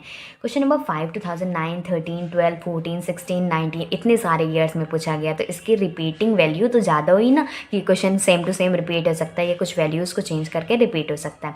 तो क्या कह रहे हैं, डिफाइन इंट्रोपी, इंट्रोपी के बारे में बताओ और उसकी फिजिकल सिग्निफिकेंस के बारे में बताइए। एक और वे से पूछा गया है कि explain the concept of entropy, what is it's physical significance. मैं आप लोगों को सारे वैरायटी ऑफ क्वेश्चंस बता देती हूँ, ताकि अगर इनमें से कोई क्वेश्चन आ गया तो आपको कन्फ्यूज़न ना हो कि हमें लिखनी तो वही चीज़ है ही है। ठीक, फिर उसके बाद एक और तरह का क्वेश्चन पूछा गया कि डिफाइन इंट्रोपी बताओ, reduce the change in entropy when a liquid is heated from temperature, जब लिक्विड को हीट किया जाएगा तब क्या होगा। क्वेश्चन नंबर 6 देख लेते हैं। 2014, 19, 15 में पूछा गया कि what are reversible and irreversible process, क्या होता है, इसका एग्जाम्पल भी देना है। इसी और क्वेश्चन को एक और तरीके से पूछा गया है, discuss change in entropy in reversible process. कुछ और भी क्वेश्चन हैं, देख लेते हैं। क्वेश्चन नंबर 7 2008, 14, 16 में पूछा गया कि right a short note on second law of thermodynamics. फिर इसी क्वेश्चन को एक और तरीके से पूछा गया कि state and explain second law of thermodynamics. Thermodynamics second law के बारे में तो ज़्यादा से ज़्यादा पूछा गया है। ठीक। क्वेश्चन नंबर 8 देख लेते हैं, 2017 में पूछा गया था। State and explain the third law of thermodynamics, ये भी आता है। And prove that it is impossible to attain absolute zero temperature if is practices. ठीक।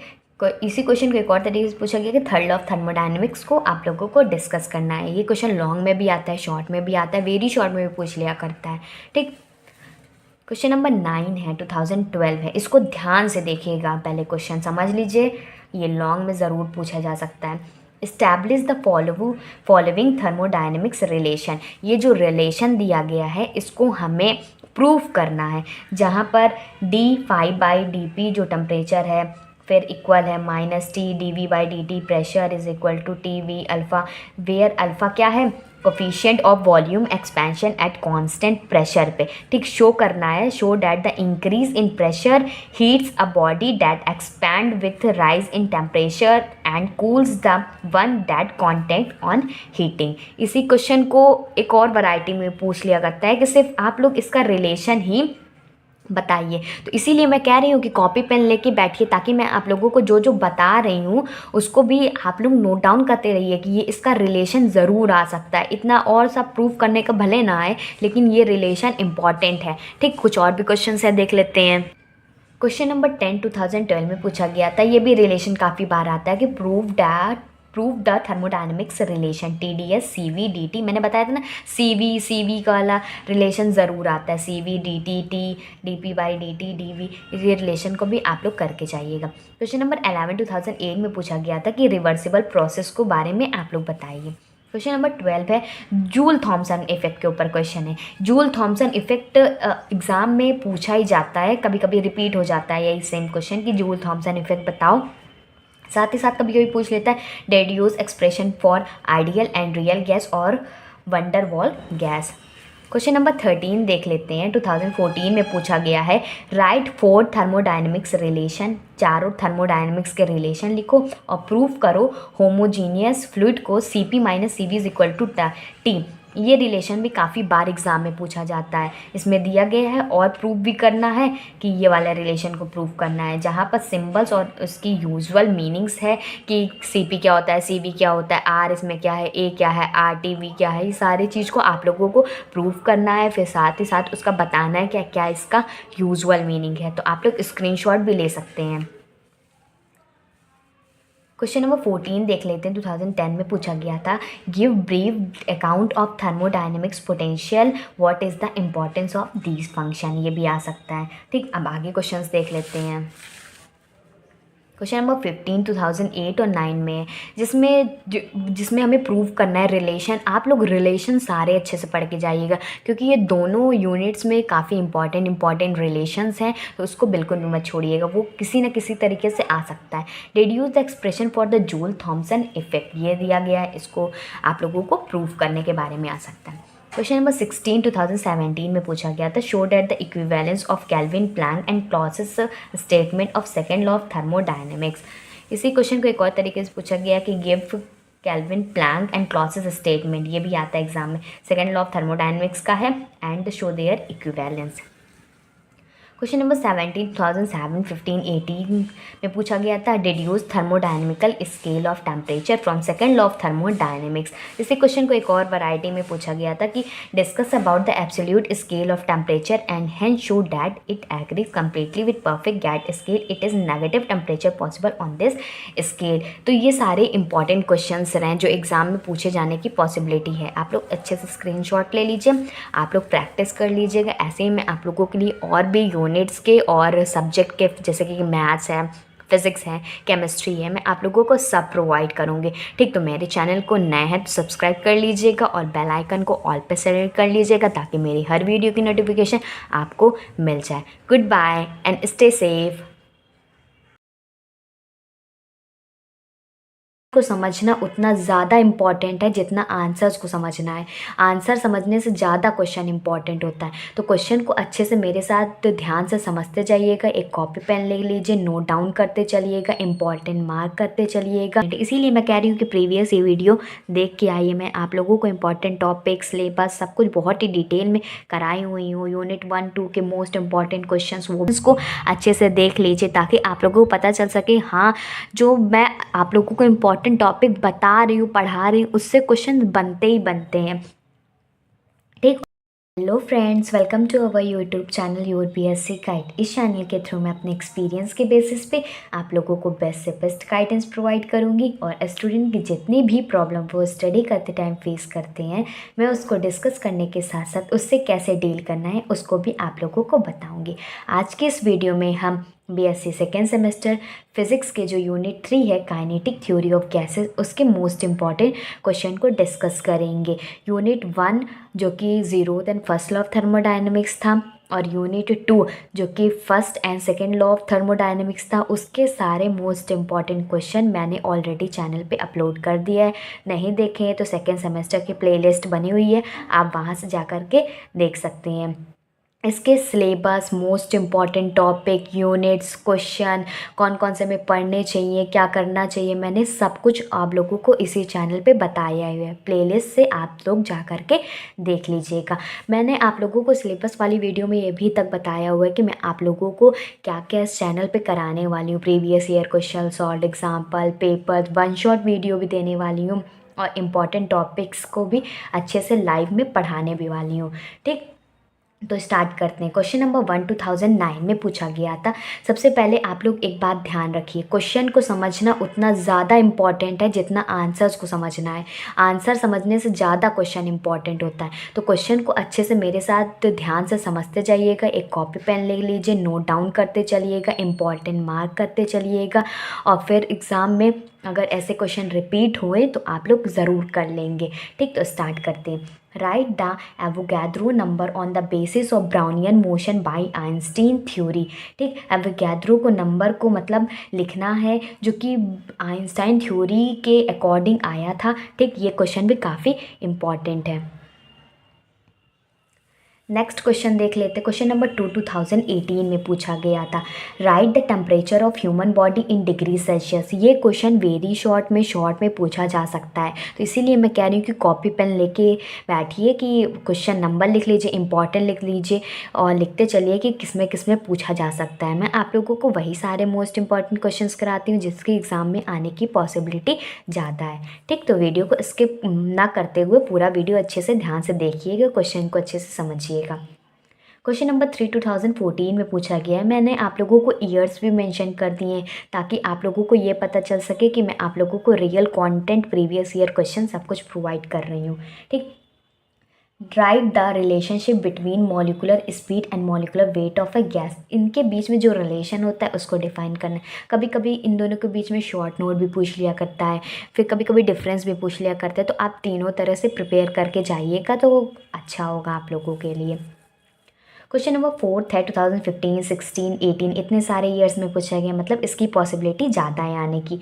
What is Boyle's law? Boyle's law क्या होता है? इसको स्टेट बॉयल्स लॉ भी पूछ लिया करता है।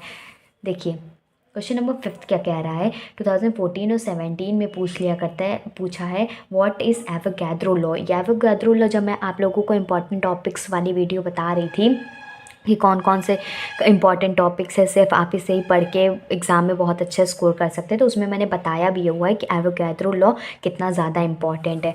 ठीक, और इसी क्वेश्चन को एक और तरीके से देखिए, घुमा करके क्वेश्चन पूछ लिया वही क्वेश्चन को, तो इसकी पॉसिबिलिटी हो सकती है कि अगर एग्ज़ाम में थोड़ा सा बदल के भी क्वेश्चन पूछ लिया गया, तो आपने एवोगैड्रो लॉ तो पढ़ा ही हुआ है, थोड़ा बदल के भी पूछ लिया तो क्या हुआ, आपको तो आता ही है ना, तो स्टेट एवोगैड्रो लॉ लिख दीजिएगा।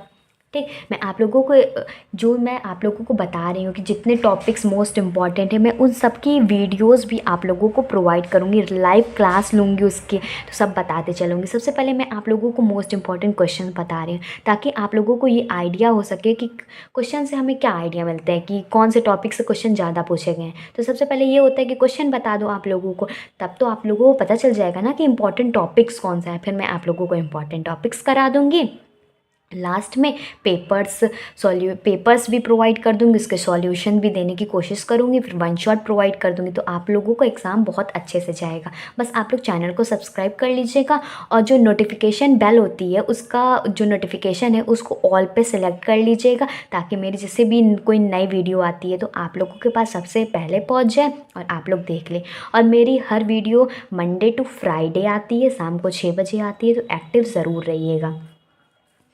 क्वेश्चन नंबर 6 है 2015 और 19 में पूछा गया था, right the law of equipartition of energy. देखिए ये कितना ज़्यादा इंपॉर्टेंट है, इक्विपार्टीशन ऑफ एनर्जी। इसी क्वेश्चन को एक और वैरायटी में पूछा गया है, state law of equipartition of energy and hence show that energy associated with each degree of freedom is half kT। इसमें दो क्वेश्चन को जोड़ करके पूछ लिया गया कि इक्विपार्टीशन ऑफ एनर्जी होता क्या है, साथ ही साथ इसमें आप लोगों को प्रूव भी करना है कि एनर्जी होती है हाफ kT के इक्वल होती है। इसी क्वेश्चन के एक और तरीके से पूछा गया, देख लेते हैं क्या कह रहा है, state and explain the law of equipartition of energy. वही चीज़ क्वेश्चन है, देखिए कितने वैरायटी में से पूछा गया। मैं आप लोगों को हर एक वैरायटी लिखवाती हूँ, समझाती हूँ, ताकि आप लोगों हर एक वैरायटी में पढ़ के जाइए कि अगर घुमा करके क्वेश्चन आ गया तो आप क्या लिखेंगे। लिखना सेम रहता है, बस क्वेश्चन ट्विस्ट करके पूछ लिया करता है। और एक चीज़ और मैं बता देती हूँ, मैंने आप लोगों को एग्ज़ाम टिप्स और ट्रिक्स वाली प्लेलिस्ट जो बनाई हुई है उसमें मैं बहुत सारे एग्ज़ाम से रिलेटेड क्वेरी होते हैं, क्वेश्चंस होते हैं, तो मैं उसमें बताती हूँ। अगर आप लोगों को किसी और टॉपिक पे चाहिए तो आप लोग बस कमेंट किया करिए, मैं आप लोगों को उस टॉपिक पे भी वीडियोस जल्दी प्रोवाइड कर दिया करूँगी। ठीक, क्वेश्चन नंबर 7 है 2017 में पूछा गया था, right the assumption of kinetic theory of ideal gas. कौन कौन से एजम्पशंस थे जो कि kinetic theory of ideal gas में लिए गए थे। इसी क्वेश्चन को एक और तरीके से पूछा गया है कि What are the main assumptions of the kinetic theory of gases। पहले मेन assumptions बताओ, साथ ही साथ use these assumptions to calculate the pressure exerted by an ideal gas।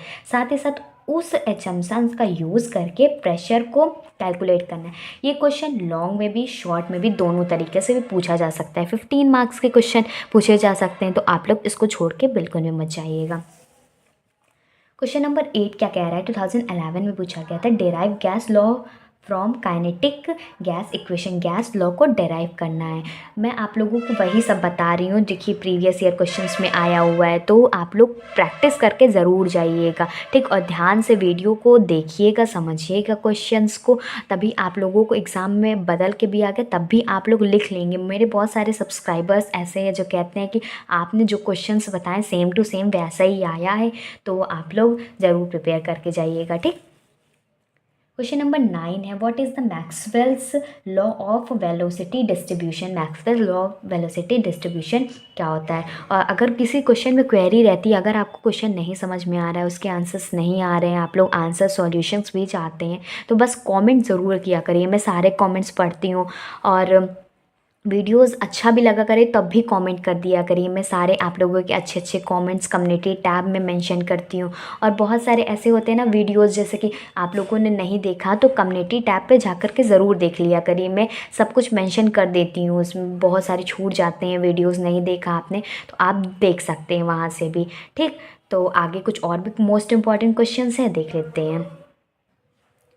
Question number 10 क्या कह रहा है, 2013 में पूछा गया था, what is degree of freedom. Degree of freedom होता क्या है, calculate value of y for a monoatomic, diatomic and triatomic gases के लिए डिग्री ऑफ फ्रीडम हमें निकालना है। ये काफ़ी इम्पॉर्टेंट है, घुमा करके भी पूछ लिया करता है, तो करके ज़रूर जाइएगा। ठीक, क्वेश्चन नंबर 11 है 2012 और 14 में पूछा गया था, define root mean square RMS को बताना है, स्पीड और वेलोसिटी ऑफ अ गैस। इसमें पहले स्पीड बताना है और वेलोसिटी अलग अलग तरीके से पूछ सकता है कि आरएमएस क्या होगा किसी भी गैस मॉलिक्यूल का। ठीक, आरएमएस स्पीड और आरएमएस वेलोसिटी भी पूछ लिया करता है। ठीक, क्वेश्चन नंबर 12, 2012, 13, 16, 18, 19 इतने सारे ईयर्स में पूछा गया, मतलब इसकी रिपीट होने की चांसेस बहुत ही ज़्यादा है। तो क्या कह रहा है, what is Brownian motion. Brownian motion को शॉर्ट में भी आ सकता है, लॉन्ग में तो ज़रूर ही आता है कभी कभी। ठीक, तो वेरी शॉर्ट में भी कभी कभी पूछ लिया करता है, स्टेट करके पूछ लिया करता है ब्राउनियन मोशन होता क्या है। क्वेश्चन नंबर 13 है 2012, 13, 16, 18 में इतने सारे ईयर्स में पूछा गया है, तो ये इसकी भी रिपीटिशन की वैल्यू ज़्यादा है। ठीक, what is the law of equipartition of energy. इसी क्वेश्चन को एक और तरीके से पूछा गया है, state law of equipartition of energy in gas molecules. ठीक, आप लोग इसको प्रिपेयर करके ज़रूर जाइएगा। क्वेश्चन नंबर 14 है, 2018 में पूछा गया था, right the temperature of human body in degree Celsius. ये सारे क्वेश्चन मैंने करा दिया है, ये क्वेश्चन काफ़ी इंपॉर्टेंट है, रिपीट हुआ था इसीलिए मैंने आप लोगों को बता दिया है। क्वेश्चन नंबर 15 2017 और 19 में पूछा गया था, differentiate between real gas and ideal gas. देखिए, इसको स्टेट अलग अलग तरीके से पूछ सकता है कि रियल गैस क्या होता है, आइडियल गैस क्या होता है, डिफ्रेंशिएट करके भी पूछ लिया गया। तो कुछ और भी क्वेश्चन से देख लेते हैं इंपॉर्टेंट। क्वेश्चन नंबर 16 2014 में पूछा गया था, right the relationship between molecular speed and molecular weight of a gas. Question number 17 2016 और 18 में पूछा गया, what remain constant during an adiabatic process. क्या कांस्टेंट रखते हैं जब एडियाबेटिक प्रोसेस करते हैं तब। ठीक, अच्छे क्वेश्चंस हैं, प्रैक्टिस करके जाइएगा। शॉर्ट में, वेरी शॉर्ट में मिल जाएगा, ट्विस्ट करके भी बन सकता है, तब भी मिल सकता है। ठीक, क्वेश्चन नंबर 18 है, 2003 में पूछा गया था, what information do we get about the atomicity of a gas from its ratio of two specific heat y. फिर क्वेश्चन नंबर 19 है, 2004 में पूछा गया, calculate specific heat of a ideal gas. Specific heat भी काफ़ी इंपॉर्टेंट टॉपिक है, और तो मैंने बताया ही हुआ है कि कौन कौन से टॉपिक इंपॉर्टेंट है, इसीलिए मैं कह रही हूँ कि प्रीवियस ये वीडियो देख के आइए। मैं आप लोगों को इंपॉर्टेंट टॉपिक, सिलेबस सब कुछ बहुत ही डिटेल में कराई हुई हूँ। यूनिट 1 2 के मोस्ट इंपॉर्टेंट क्वेश्चन वो भी बताई हुई हूँ, तो देख के ज़रूर आइए। क्वेश्चन नंबर 20 इस यूनिट का लास्ट क्वेश्चन है, फिर मैं आप लोगों को नेक्स्ट यूनिट नंबर 4 कराऊंगी, तो उसके भी मैं आप लोगों को दोनों यूनिट एक ही वीडियो में करा लेती हूँ, ताकि आप लोगों का टाइम बचे और अच्छे से देख लीजिए, प्रैक्टिस भी कर लीजिएगा। The mean energy of the mono atomic ideal gas, ये न्यूमेरिकल क्वेश्चन है जिसमें कि एनर्जी दी गई है 6.0 into 10⁻21 joule. The pressure of the gas, pressure दिया गया पास्कल में। Find the number of gas molecule in a unit volume. ठीक, हमें नंबर ऑफ गैस मॉलिक्यूल्स को निकालना है। अब यूनिट, आगे के यूनिट्स के मोस्ट इंपॉर्टेंट क्वेश्चन देख लेते हैं। हमारा नेक्स्ट यूनिट जो कि यूनिट 4 है, वो है थ्योरी ऑफ रेडिएशन। इसके मोस्ट इंपॉर्टेंट क्वेश्चन को देख लेते हैं। क्वेश्चन नंबर 1 क्या कह रहा है, 2012 16 19 इतने सारे ईयर्स में पूछा गया है। Derive Planck's law of radiation, show that Wings and Rayleigh's Jeans law are special cases of it। देखिए, प्लैंक्स लॉ ऑफ रेडिएशन तो काफ़ी ज़्यादा इंपॉर्टेंट है। इसमें दो चीज़ को पूछ लिया गया कि प्लैंक्स लॉ ऑफ रेडिएशन को डेराइव कीजिए आप लोग, साथ ही साथ इसको प्रूव भी करना है। ठीक, उसके स्पेशल केसेस को मैं आप लोगों को जब इंपॉर्टेंट टॉपिक्स कराऊंगी तो बहुत ही डिटेल में समझाऊंगी। पहले आप क्वेश्चंस को अच्छे से देख लीजिए, ताकि आप लोगों को पता चल सके, हाँ जो मैं आप लोगों को इंपॉर्टेंट टॉपिक बता रही हूँ, पढ़ा रही हूँ, उससे क्वेश्चन बनते ही बनते हैं। ठीक, और चैनल को सब्सक्राइब करके ज़रूर रखिएगा। क्वेश्चन नंबर 2 है, 2015 में पूछा गया था, right the short note on wings displacement law. काफ़ी इंपॉर्टेंट है। नेक्स्ट क्वेश्चन है हमारा 3 2009 10 11 में पूछा गया है, explain Stefan Boltzmann law and frame it thermodynamically. और साथ ही साथ इसमें प्रूव करना है Newton law of cooling is an approximation of it for low temperature difference. Question number 4 है, ये सब लॉन्ग में आता है इसीलिए मैं बता रही हूँ, कॉपी पेन लेके बैठिए, आप लोग नोट डाउन करते चलिए। ये लॉन्ग में आता है, ये भी लॉन्ग में आता है।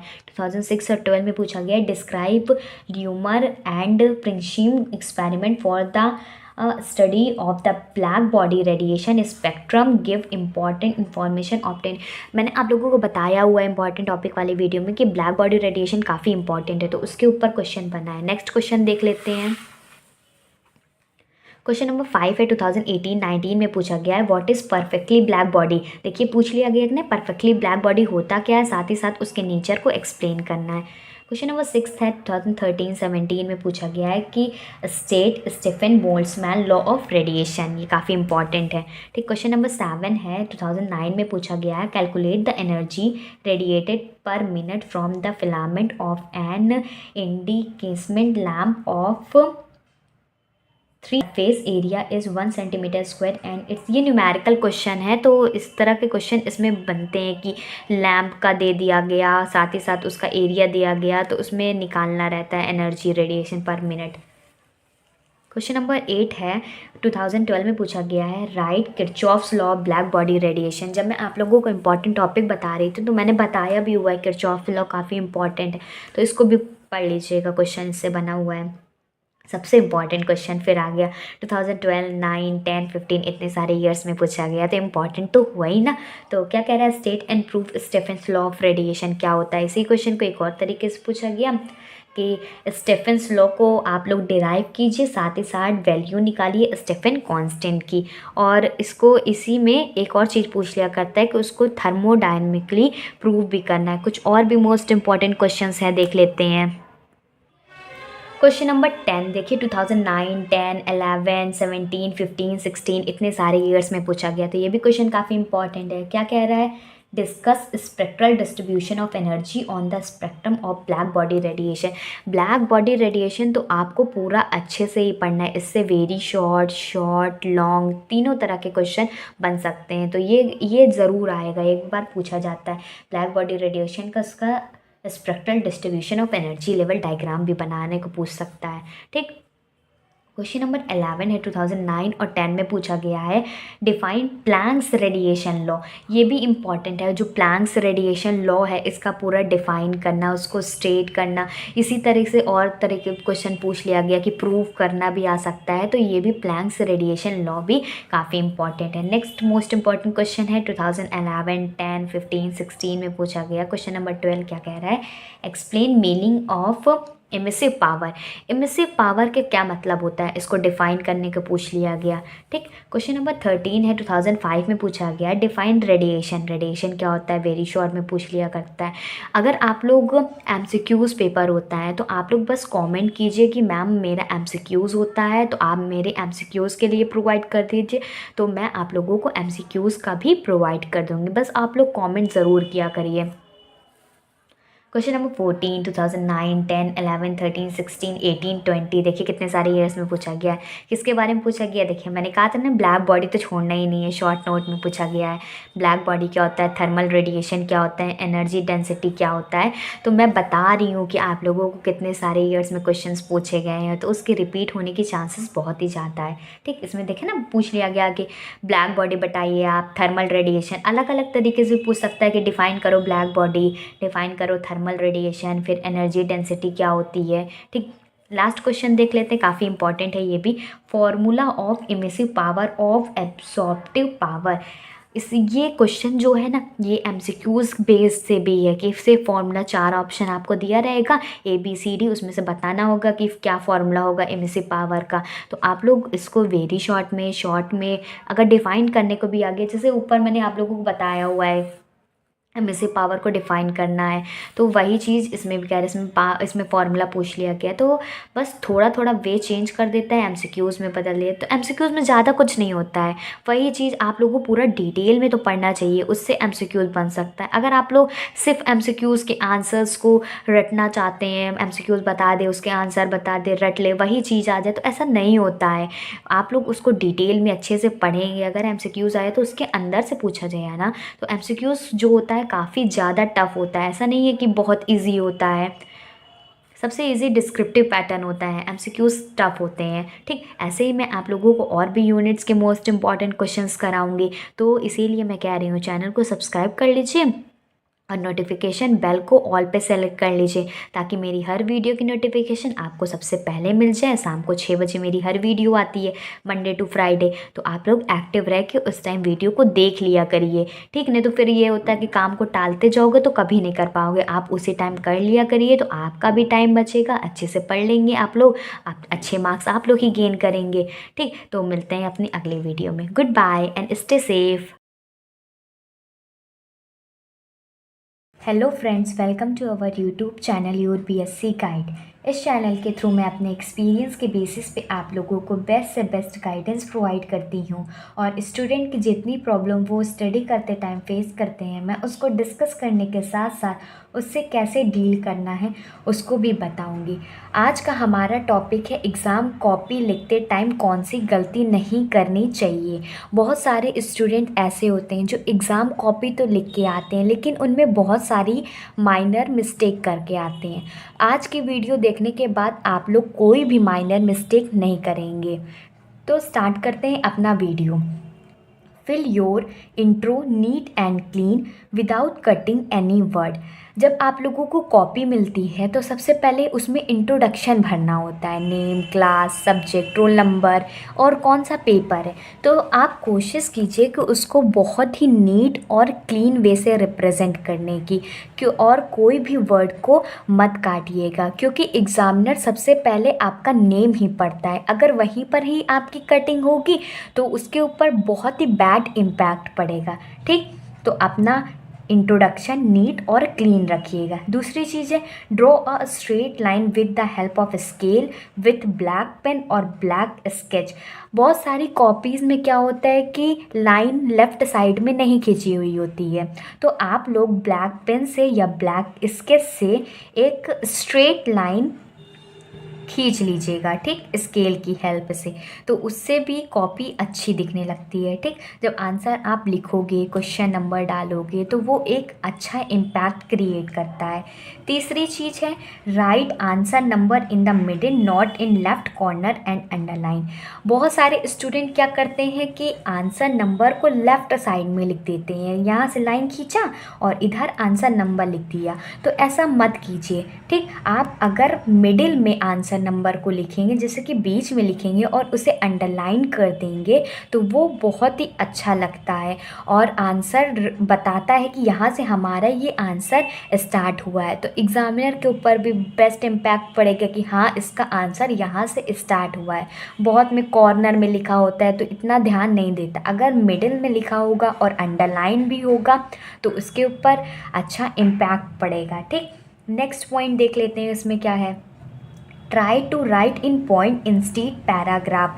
मैं आप लोगों को हमेशा बोलती हूँ कि पैराग्राफ में छोड़ करके आंसर को आप पॉइंट्स में रिप्रेजेंट कीजिए, क्योंकि पैराग्राफ एग्जामिनर के पास इतना टाइम नहीं होता है कि वो पूरा लेंदी पैराग्राफ पढ़े। तो वो क्या करता है, अगर आप पॉइंट्स में आंसर को रिप्रेजेंट करते हैं तो पहले तो वो क्लीन आपका दिखाता है, दूसरी चीज़ क्या करता है कि गैप रहता है तो काफ़ी अच्छा रिप्रेजेंटेशन होता है और वो एक दो पॉइंट्स पढ़ लेता है तो और पूरे मार्क्स भी दे देता है। तो आप कोशिश कीजिए कि पॉइंट्स में आंसर को लिखिए, पैराग्राफ में आंसर को नहीं लिखिए। ठीक, नेक्स्ट पॉइंट देख लेते हैं, leave one line after writing answer. जब स्टूडेंट आंसर लिखते हैं तो जैसे कि यहाँ से आंसर आया तो दूसरा आंसर उसी के नीचे से लिखने लगते हैं, तो वो गलती आप लोग मत कीजिए। आप एक लाइन बाकायदा छोड़ दीजिए और उसके नीचे से आप आंसर लिखना स्टार्ट कीजिए। अगर बहुत क्लोज रहेगा तो उसको समझ में नहीं आएगा एग्जामिनर को कि कौन सा आंसर पहला वाला है, कौन सा आंसर दूसरा वाला है। तो आप एक लाइन का गैप ज़रूर दीजिए। ठीक, draw a horizontal, next point देख लेते हैं, draw a horizontal line after the end of answer with black pen और स्केच। और एक लाइन अगर छोड़ने के बाद अगर आप एक हॉरिजॉन्टल लाइन खींच देते हैं ब्लैक पेन या ब्लैक स्केच से तो वो आपका रिप्रेजेंट करता है कि यहाँ तक ही आंसर था, अब इसके बाद नेक्स्ट क्वेश्चंस या आंसर स्टार्ट होंगे। तो एक मार्क सेट कर देता है कि यहाँ तक ही लिमिटेड है। ठीक, तो ये काफ़ी इम्पॉर्टेंट है। ये छोटी छोटी चीज़ें हैं, आपको अगर ध्यान रखेंगे तो एग्ज़ाम की कॉपी आपकी बहुत अच्छे से रिप्रेजेंट होगी। भले ही आपको बहुत कुछ आता है और आपने बहुत कुछ लिखा भी, लेकिन अगर आपको कॉपी रिप्रेजेंट करना नहीं आएगा तो आप कैसे अच्छे मार्क्स गेन करेंगे। तो ये छोटी छोटी मिस्टेक्स को अवॉइड कीजिए और अपनी कॉपी को बहुत अच्छे से रिप्रेजेंट कीजिए और एग्ज़ामिनर भी खुश हो जाएगा और बहुत अच्छे नंबर भी देगा। नेक्स्ट पॉइंट देख लेते हैं, नेक्स्ट पॉइंट है, right NEET and clean and draw diagram with the help of pencil and label clearly. मतलब कह रहा है कि अगर आपके पेपर में कोई डायग्राम आता है तो डायग्राम को बहुत ही साफ और सुथरे ढंग से बनाना है। स्केल से बनाइए, स्केल की हेल्प से बनाइए, पेंसिल से ट्राई कीजिए कि आप पेन को अवॉइड करें, क्योंकि डायग्राम जितना ज़्यादा पेंसिल से अच्छा लगता है उतना पेन से नहीं अच्छा लग सकता है। आप लेबल करने के लिए पेन का यूज़ कर सकते हैं, लेकिन अगर डायग्राम आपको बनाना है तो आप पेंसिल से बनाइए और बहुत ही नीट और क्लीन बनाइए। और जब आप लेबलिंग करेंगे तो लेबलिंग भी बहुत नीट एंड क्लीन करें। मान लीजिए जैसे कि आपको यहाँ पर कुछ बना और इसको आपको लेबल करना है तो आप एक एरो की हेल्प से या पेन की हेल्प से आप एरो बना लीजिए। देन उसके बाद जो भी नाम है आप उसको लिख दीजिए। आप बॉक्स बना भी सकते हैं, नहीं भी बना सकते हैं। तो ये सारे चीज़ होप आपके लिए हेल्प करेगी एग्ज़ाम कॉपी लिखते टाइम। नए हैं तो चैनल को सब्सक्राइब कर लीजिए। ऐसे ही मैं आप लोगों के लिए यूज़फुल वीडियो लाती रहूँगी। Good bye and stay safe. Question है जिसके एग्ज़ाम में आने की पॉसिबिलिटी सबसे ज़्यादा है। मैं आप लोगों को सबसे पहले क्वेश्चंस प्रोवाइड कर दे रही हूँ, फिर उसके बाद सॉल्यूशंस भी प्रोवाइड करूँगी और जो मैंने इंपॉर्टेंट टॉपिक्स बताए हैं उसके ऊपर लाइव वीडियो भी लाऊंगी। Hello friends, welcome to our YouTube channel your BSc guide. इस चैनल के थ्रू मैं अपने एक्सपीरियंस के बेसिस पे आप लोगों को बेस्ट से बेस्ट गाइडेंस प्रोवाइड करूंगी और स्टूडेंट की जितनी भी प्रॉब्लम वो स्टडी करते टाइम फेस करते हैं मैं उसको डिस्कस करने के साथ साथ उससे कैसे डील करना है उसको भी आप लोगों को बताऊँगी।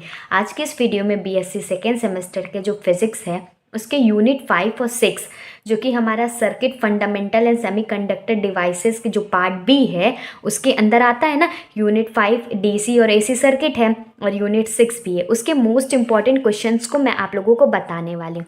सबसे पहले मैं यूनिट 5 जो कि डीसी एंड एसी सर्किट है उसके मोस्ट इंपॉर्टेंट क्वेश्चन को बताऊँगी, फिर यूनिट 6 के बताऊँगी। ठीक, अगर आप लोग इसका सिलेबस चाहते हैं, इंपॉर्टेंट टॉपिक चैप्टर्स और यूनिट्स चाहते हैं, कौन कौन सा यूनिट हमें पढ़ना चाहिए, हम लोग थोड़ा सा पढ़ के भी एग्ज़ाम में बहुत अच्छा स्कोर कर सके, तो मेरे चैनल पे जाइए। सेकेंड सेमेस्टर की प्लेलिस्ट बनी हुई है, वहाँ से जा कर के आप तीनों चारों वीडियो देख सकते हैं। ठीक, मैंने यूनिट 1 to 4 मैंने ऑलरेडी चैनल पे कराया भी हुआ है। अगर आपने उसे नहीं भी देखा है तो आज जब मेरे चैनल पे जाएंगे तो प्लेलिस्ट तो बनी हुई है, तो आप वहाँ से जा कर के यूनिट 1 to 4 देख सकते हैं। उसमें भी मैंने काफ़ी मोस्ट इंपॉर्टेंट क्वेश्चंस वगैरह बताए हुए हैं। ठीक, और आप लोगों को तो पता ही होगा, जब अगर मेरी प्रीवियस वीडियो देखते आ रहे हैं तो ये सारे most important most expected question है जिसके एग्ज़ाम में आने की पॉसिबिलिटी सबसे ज़्यादा है। मैं आप लोगों को सबसे पहले क्वेश्चंस प्रोवाइड कर दे रही हूँ, फिर उसके बाद सॉल्यूशंस भी प्रोवाइड करूँगी और जो मैंने इंपॉर्टेंट टॉपिक्स बताए हैं उसके ऊपर लाइव वीडियो भी लाऊंगी।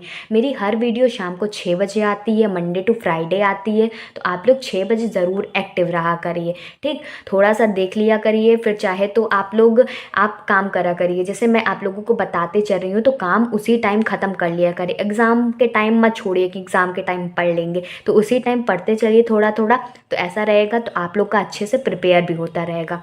ठीक, अब हम लोग देख लेते हैं डीसी और एसी सर्किट जो यूनिट 5 का नाम है। मोस्ट इंपॉर्टेंट क्वेश्चंस देखेंगे।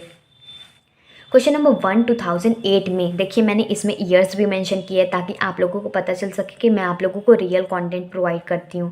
क्वेश्चन नंबर 1 2008 में पूछा गया था, right a short note on wings brick. जब मैं आप लोगों को इंपॉर्टेंट टॉपिक्स करा रही थी, इसीलिए मैं कह रही हूँ कि इंपॉर्टेंट टॉपिक्स वाली वीडियो देख के आइए। उसमें मैंने विंग्स ब्रिज के बारे में बताया भी हुआ है, काफ़ी इंपॉर्टेंट टॉपिक है। ठीक, क्वेश्चन नंबर 2 2015 और 19 में पूछा गया था, स्टेट थेवेनियस थ्योरम। ये थ्योरम तो आनी ही आनी है, किसी न किसी तरीके से आई। अगर ये नहीं आई तो एक और थ्योरम मैं आप लोगों को बताऊंगी जो कि सुपर पोजिशन थ्योरम है, वो भी आती ही आती है। तो ये थ्योरम आनी है, स्टेट थेवेनियस थ्योरम। किसी और तरीके से पूछ लिया, इसको डेराइव करके पूछ लिया गया, प्रूफ करके पूछ लिया गया, तो आप लोगों अगर पढ़े होंगे तो अच्छे से कर लेंगे। क्वेश्चन नंबर 3 2012 में पूछा गया था, give the theory and working of Maxwell bridge. Maxwell bridge जो टॉपिक है काफ़ी ज़्यादा इंपॉर्टेंट है, इसको मत छोड़िएगा। ठीक, इसकी थ्योरी लिखनी है, पूरा इसको डिस्क्राइब करना है, साथ ही साथ इसकी वर्किंग प्रिपरेशन सब लिखना है। ठीक, तो इसमें लिखते जाइएगा। ये क्वेश्चन लॉन्ग में आता है, इसीलिए मैं कह रही कॉपी पेन लेके बैठिए, जो मैं बता रही हूँ उसको लॉन्ग में शॉर्ट में जो इंपॉर्टेंट है मार्क करते जाइए। क्वेश्चन नंबर 4 2018 और 19 में पूछा गया है, write down the balance condition of AC bridge. AC bridge भी काफ़ी इंपॉर्टेंट है। ठीक, तो इसमें बैलेंस कंडीशन लिखनी है। क्वेश्चन नंबर 5 है हमारा, 2012 में पूछा गया था, define an accurate bridge method for the determination of capacitance of the capacitor. एक एक्यूरेट मैथड बताना है। ठीक, जो कि कैपेसिटर होता है उसकी कैपेसिटेंस को निकालने के लिए होता है। ठीक, तो ये भी क्वेश्चन जो है ये न्यूमेरिकल बेस्ड है क्वेश्चन, और ये क्वेश्चन शॉर्ट में पूछ सकता है। ठीक, कुछ और भी मोस्ट इंपॉर्टेंट एक्सपेक्टेड क्वेश्चन है, देख लेते हैं। क्वेश्चन नंबर 6 2008 में पूछा गया था, establish equation for the growth and decay of current in a circuit containing a resistance होगा यहाँ पर। ठीक, तो इक्वेशन निकालना है इसमें। क्वेश्चन नंबर 7 है हमारा, 2009 में पूछा गया था एसी ब्रिज के बारे में। देखिए ये क्वेश्चन वेरी शॉर्ट में और शॉर्ट में दोनों तरीके से पूछ सकता है और लॉन्ग में भी पूछ सकता है, पूरा अच्छे से इसको डिफाइन करने के लिए। क्वेश्चन नंबर 8 है, 2018 में पूछा गया, draw the figure of screen bridge. Screen bridge का फिगर बताना है, सिर्फ फिगर देना है आप लोगों को, डिफाइन नहीं करना है। क्वेश्चन नंबर 9 है, what is Maxwell bridge. Maxwell bridge मैंने बताया ना कितना इंपॉर्टेंट है, तो इसको पढ़ के ज़रूर जाना। वेरी शॉर्ट, शॉर्ट में दोनों में पूछ सकता है, लॉन्ग में भी कभी कभी आता है। क्वेश्चन नंबर 10 जो मैं बता रही थी ना कि थेवेनियस थ्योरम के बाद जो थ्योरम आती है वो सुपरपोजिशन थ्योरम है। ठीक, इन दोनों थ्योरम में से कोई एक थ्योरम ज़रूर आ सकती है। और जो मैं आप लोगों को क्वेश्चन बता रही हूँ, अगर ये क्वेश्चन आप लोगों को घुमा करके भी पूछ लिया गया, तो अगर आप लोग, जो मैं आप लोगों को जब टॉपिक्स कराऊंगी, लाइव में समझाऊंगी, तो मैं आप लोगों को वो सारे आंसर्स को बहुत अच्छे से बताऊंगी कि उससे टॉपिक से रिलेटेड किसी भी तरह का क्वेश्चन बने तो आप लोग उसको लिख के ज़रूर आइएगा और बहुत अच्छे मार्क्स गेन करेंगे। ठीक, क्वेश्चन नंबर 11 2014 में पूछा गया था, describe giving theory the wings series resistant bridge for the measurement of capacitor. इसी क्वेश्चन को एक और तरीके से पूछा गया है, describe wings bridge. Wings bridge तो काफ़ी इंपॉर्टेंट है। The theory for the measurement of capacitance, describe how the power factor of the capacitance is determined by this bridge. ठीक, उसका कैपेसिटेंस निकालना है। क्वेश्चन नंबर 12 है, 2008, 9, 12, 16, 18, 20, इतने सारे ईयर्स में पूछा गया, मतलब काफ़ी इंपॉर्टेंट क्वेश्चन है। ठीक, establish equation for the growth and decay of current in a circuit containing a resistance and inductance and solve them। ठीक, ये इक्वेशन है, इसको सॉल्व करना है। कुछ और भी मोस्ट इंपॉर्टेंट क्वेश्चन है, देख लेते हैं। क्वेश्चन नंबर 13 2015 और 17 में पूछा गया था, how an AC bridge is different from DC bridge. कैसे एसी ब्रिज डीसी ब्रिज से डिफरेंट है। Describe an AC bridge to measure self inductance. ये भी क्वेश्चन एक और तरीके से पूछा गया है कि give the theory and working of Maxwell's bridge के बारे में बताना है। How would you use it to determine the inductance of coil. एक और तरीके से पूछा गया कि एसी ब्रिज होता क्या है, साथ ही साथ आप लोगों को मैक्सवेल्स और स्क्रीनिंग ब्रिज बताना है। ये क्वेश्चन जो है ये लॉन्ग में पूछा गया क्वेश्चन है, अलग अलग तरीके से पूछा जा सकता है, तो आप लोग इसको प्रिपेयर करके ज़रूर जाइएगा। किसी तरह और भी घुमा करके क्वेश्चन पूछ लिया गया तब भी आप लोग वही सेम आंसर लिखेंगे तो भी इसका अच्छे से मार्क्स मिल जाएगा आप लोगों को। मैं आप लोगों को जब टॉपिक कराऊंगी तो बताऊंगी कैसे आंसर को लिखना है। ठीक, क्वेश्चन नंबर 14 2017, 15, 18 और 19 में पूछा गया था, explain discharging of a capacitor through N inductance LC circuit में। ठीक, क्वेश्चन नंबर 15 है हमारा, 2017, 15, 19 में पूछा गया था, derive an expression for the discharge of a capacitor through an inductance, how is this affected if the inductance has a finite resistance. ये भी क्वेश्चन काफ़ी इंपॉर्टेंट क्वेश्चन है, तो आप लोग ज़रूर देख लीजिएगा। अब मैं आप लोगों को सेमीकंडक्टर एंड डायोड जो कि यूनिट 6 है उसके मोस्ट इंपॉर्टेंट क्वेश्चंस को कराती हूँ। यूनिट नंबर 6 हमारा है सेमीकंडक्टर एंड डायोड्स। इसके मोस्ट इंपॉर्टेंट क्वेश्चंस को देखते हैं। क्वेश्चन नंबर 1 2011 में पूछा गया था, what do you mean by N type and P type semiconductor. Note down करते चलिए, ये काफ़ी ज़्यादा इंपॉर्टेंट है। एन टाइप और पी टाइप सेमीकंडक्टर दोनों इंपॉर्टेंट है। कभी एक भी पूछ लिया करता है, कभी दोनों साथ में पूछ लिया करता है जब लॉन्ग उसको पूछना होता है। ठीक, क्वेश्चन नंबर 2 देख लेते हैं, 2015 और 19 में पूछा गया था, what do you mean by voltage regulation. ठीक, क्वेश्चन नंबर 3 है हमारा, 19, 15, 14, 18, 2000 में इतने सारे ईयर्स में पूछा गया। क्या कह रहा है, what R L section and P section filter. ये भी क्वेश्चन इंपॉर्टेंट है। ठीक, क्वेश्चन नंबर 4 2017 में पूछा गया है, what do you understand by forbidden energy gap. क्या होता है सेमीकंडक्टर में। ये क्वेश्चन को अलग तरीके से पूछ सकता है कि फॉरबिडन एनर्जी गैप बताओ किसी भी सेमीकंडक्टर का, क्या आप समझते हो, डिफाइन करने के पूछ सकता है। तो अलग अलग वैरायटी से पूछ सकता है। अगर आप लोग इसको पढ़े रहेंगे तो अच्छे से मार्क्स स्कोर करेंगे। क्वेश्चन नंबर 5 है, 2008 में पूछा गया था, what do you mean bye diffusion current in a semiconductor. जो डिफ्यूजन करंट होता है सेमीकंडक्टर में वो कैसे आप लोग उसको डिफाइन करेंगे वो पूछा गया है इसमें। क्वेश्चन नंबर 6 है, 2010 में पूछा गया था, explain the effect of temperature on the reverse saturation current in a junction diode. ये भी क्वेश्चन जो है इसमें बस ये पूछा गया उसका क्या इफेक्ट होता है जब हम रिवर्स सैचुरेशन लगाते हैं जंक्शन डायोड में, तब क्या उसका इफेक्ट होता है। अलग अलग वैरायटी से भी इसको पूछ सकता है, तो ये इसको पढ़ के ज़रूर जाइएगा। क्वेश्चन नंबर 7 2006 और 10 में पूछा गया था, obtain the voltage current equation for the PN junction diode. मैंने बताया होगा कि पीएन जंक्शन डायोड काफ़ी ज़्यादा इंपॉर्टेंट है, इंपॉर्टेंट टॉपिक वाली वीडियो में, ठीक। तो उसमें वोल्टेज करंट निकालना है इक्वेशन को। साथ ही साथ क्वेश्चन नंबर 8 2010 देख लेते हैं। ये क्वेश्चन लॉन्ग में आया हुआ क्वेश्चन है, किसी भी तरीके से पूछ सकता है। Define and explain Fermi level.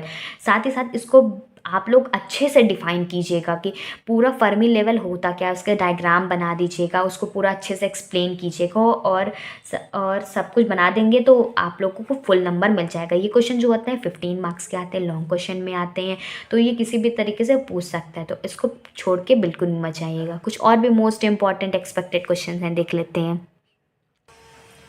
Question number 9 है हमारा 2008, 9, 10, 11 इतने सारे ईयर्स में पूछा गया है। What are N type semiconductor, क्या होता है? Explain the process of electrical conduction through these.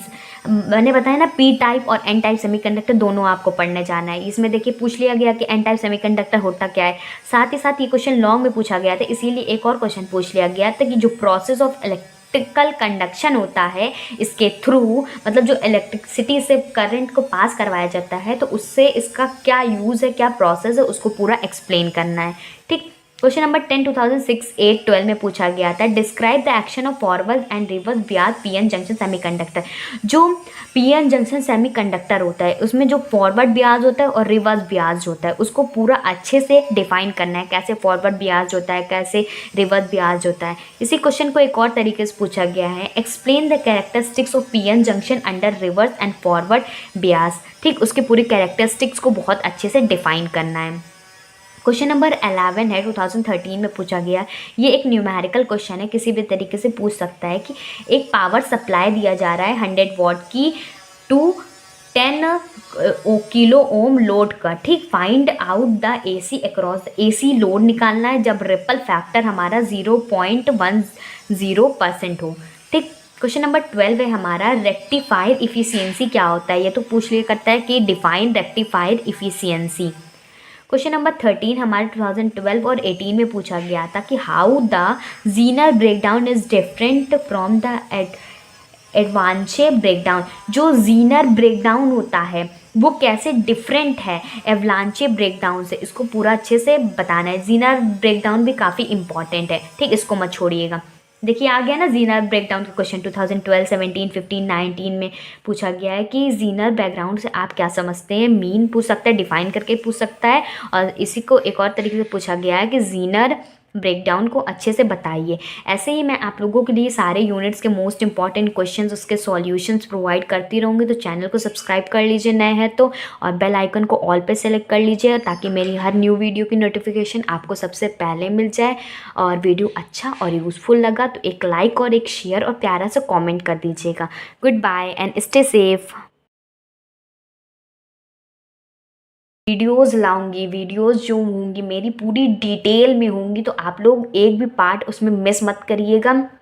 और मैं आप लोगों को कम वीडियो में ज़्यादा से ज़्यादा कंटेंट प्रोवाइड करने की कोशिश करूँगी। जैसे कि एक यूनिट है उसकी 5 वीडियो बन सकती है, तो मैं आप लोगों को 3 ही वीडियो दूँगी, लेकिन वो सबसे ज़्यादा इफ़ेक्टिव वीडियोज़ होंगी कि उन वीडियोज़ को देखने के बाद आप लोगों को बताते चल रही हूँ, तो आप लोग पॉज करके नोट डाउन करते भी चलिए, ठीक। अगर आप लोग काम को टालते रहेंगे तो क्या होगा कि आप लोग नहीं प्रिपेयर कर पाएंगे। इसीलिए मैं बता रही हूँ कि अभी तो यूनिट 7 और 8 है, पूरा कंप्लीट करा दिया मोस्ट इंपॉर्टेंट क्वेश्चन की सीरीज़। अब मैं आप लोगों के लिए इसके सॉल्यूशंस भी प्रोवाइड करने वाली हूँ, और जो इम्पॉर्टेंट टॉपिक्स हैं उसके लिए। Hello friends, welcome to our YouTube channel your BSc guide. इस चैनल के थ्रू मैं अपने एक्सपीरियंस के बेसिस पे आप लोगों को बेस्ट से बेस्ट गाइडेंस प्रोवाइड करूंगी, और स्टूडेंट की जितनी भी प्रॉब्लम वो स्टडी करते टाइम फेस करते हैं, मैं उसको डिस्कस करने के साथ साथ उससे कैसे डील करना है उसको भी आप लोगों को इसी चैनल पे बताती हूँ। आज के इस वीडियो में हम बीएससी सेकेंड सेमेस्टर जो फिज़िक्स है मोस्ट इम्पॉर्टेंट क्वेश्चन की जो सीरीज़ चल रही थी, उसमें मैं आप लोगों को आज यूनिट 7 और यूनिट 8 के मोस्ट इम्पॉर्टेंट क्वेश्चन कराऊंगी, और यूनिट 1 to 6 और इम्पॉर्टेंट टॉपिक, इम्पॉर्टेंट चैप्टर्स और इम्पॉर्टेंट कौन कौन से यूनिट और सिलेबस, इस सारी की वीडियो मैंने बना दिया है। अगर आपने नहीं देखा है तो सिंपली मेरे चैनल पे जाइए, फिज़िक्स की प्लेलिस्ट बनी हुई है सेकेंड सेमेस्टर की, आप वहाँ उसको ओपन करेंगे तो आपको सारी वीडियोस लाइन से मिल जाएगी। ठीक, तो उसको प्रीवियस वीडियो ज़रूर देख लिया करिए, तभी आगे की वीडियो देखा करिए। ठीक, सबसे पहले मैं आप लोगों को यूनिट 7 के मोस्ट इंपॉर्टेंट क्वेश्चंस कराऊंगी, फिर यूनिट 8 के कराऊंगी। तो स्टार्ट करते हैं। यूनिट 7 जो हमारा चैप्टर है उसका नाम है ट्रांजिस्टर्स।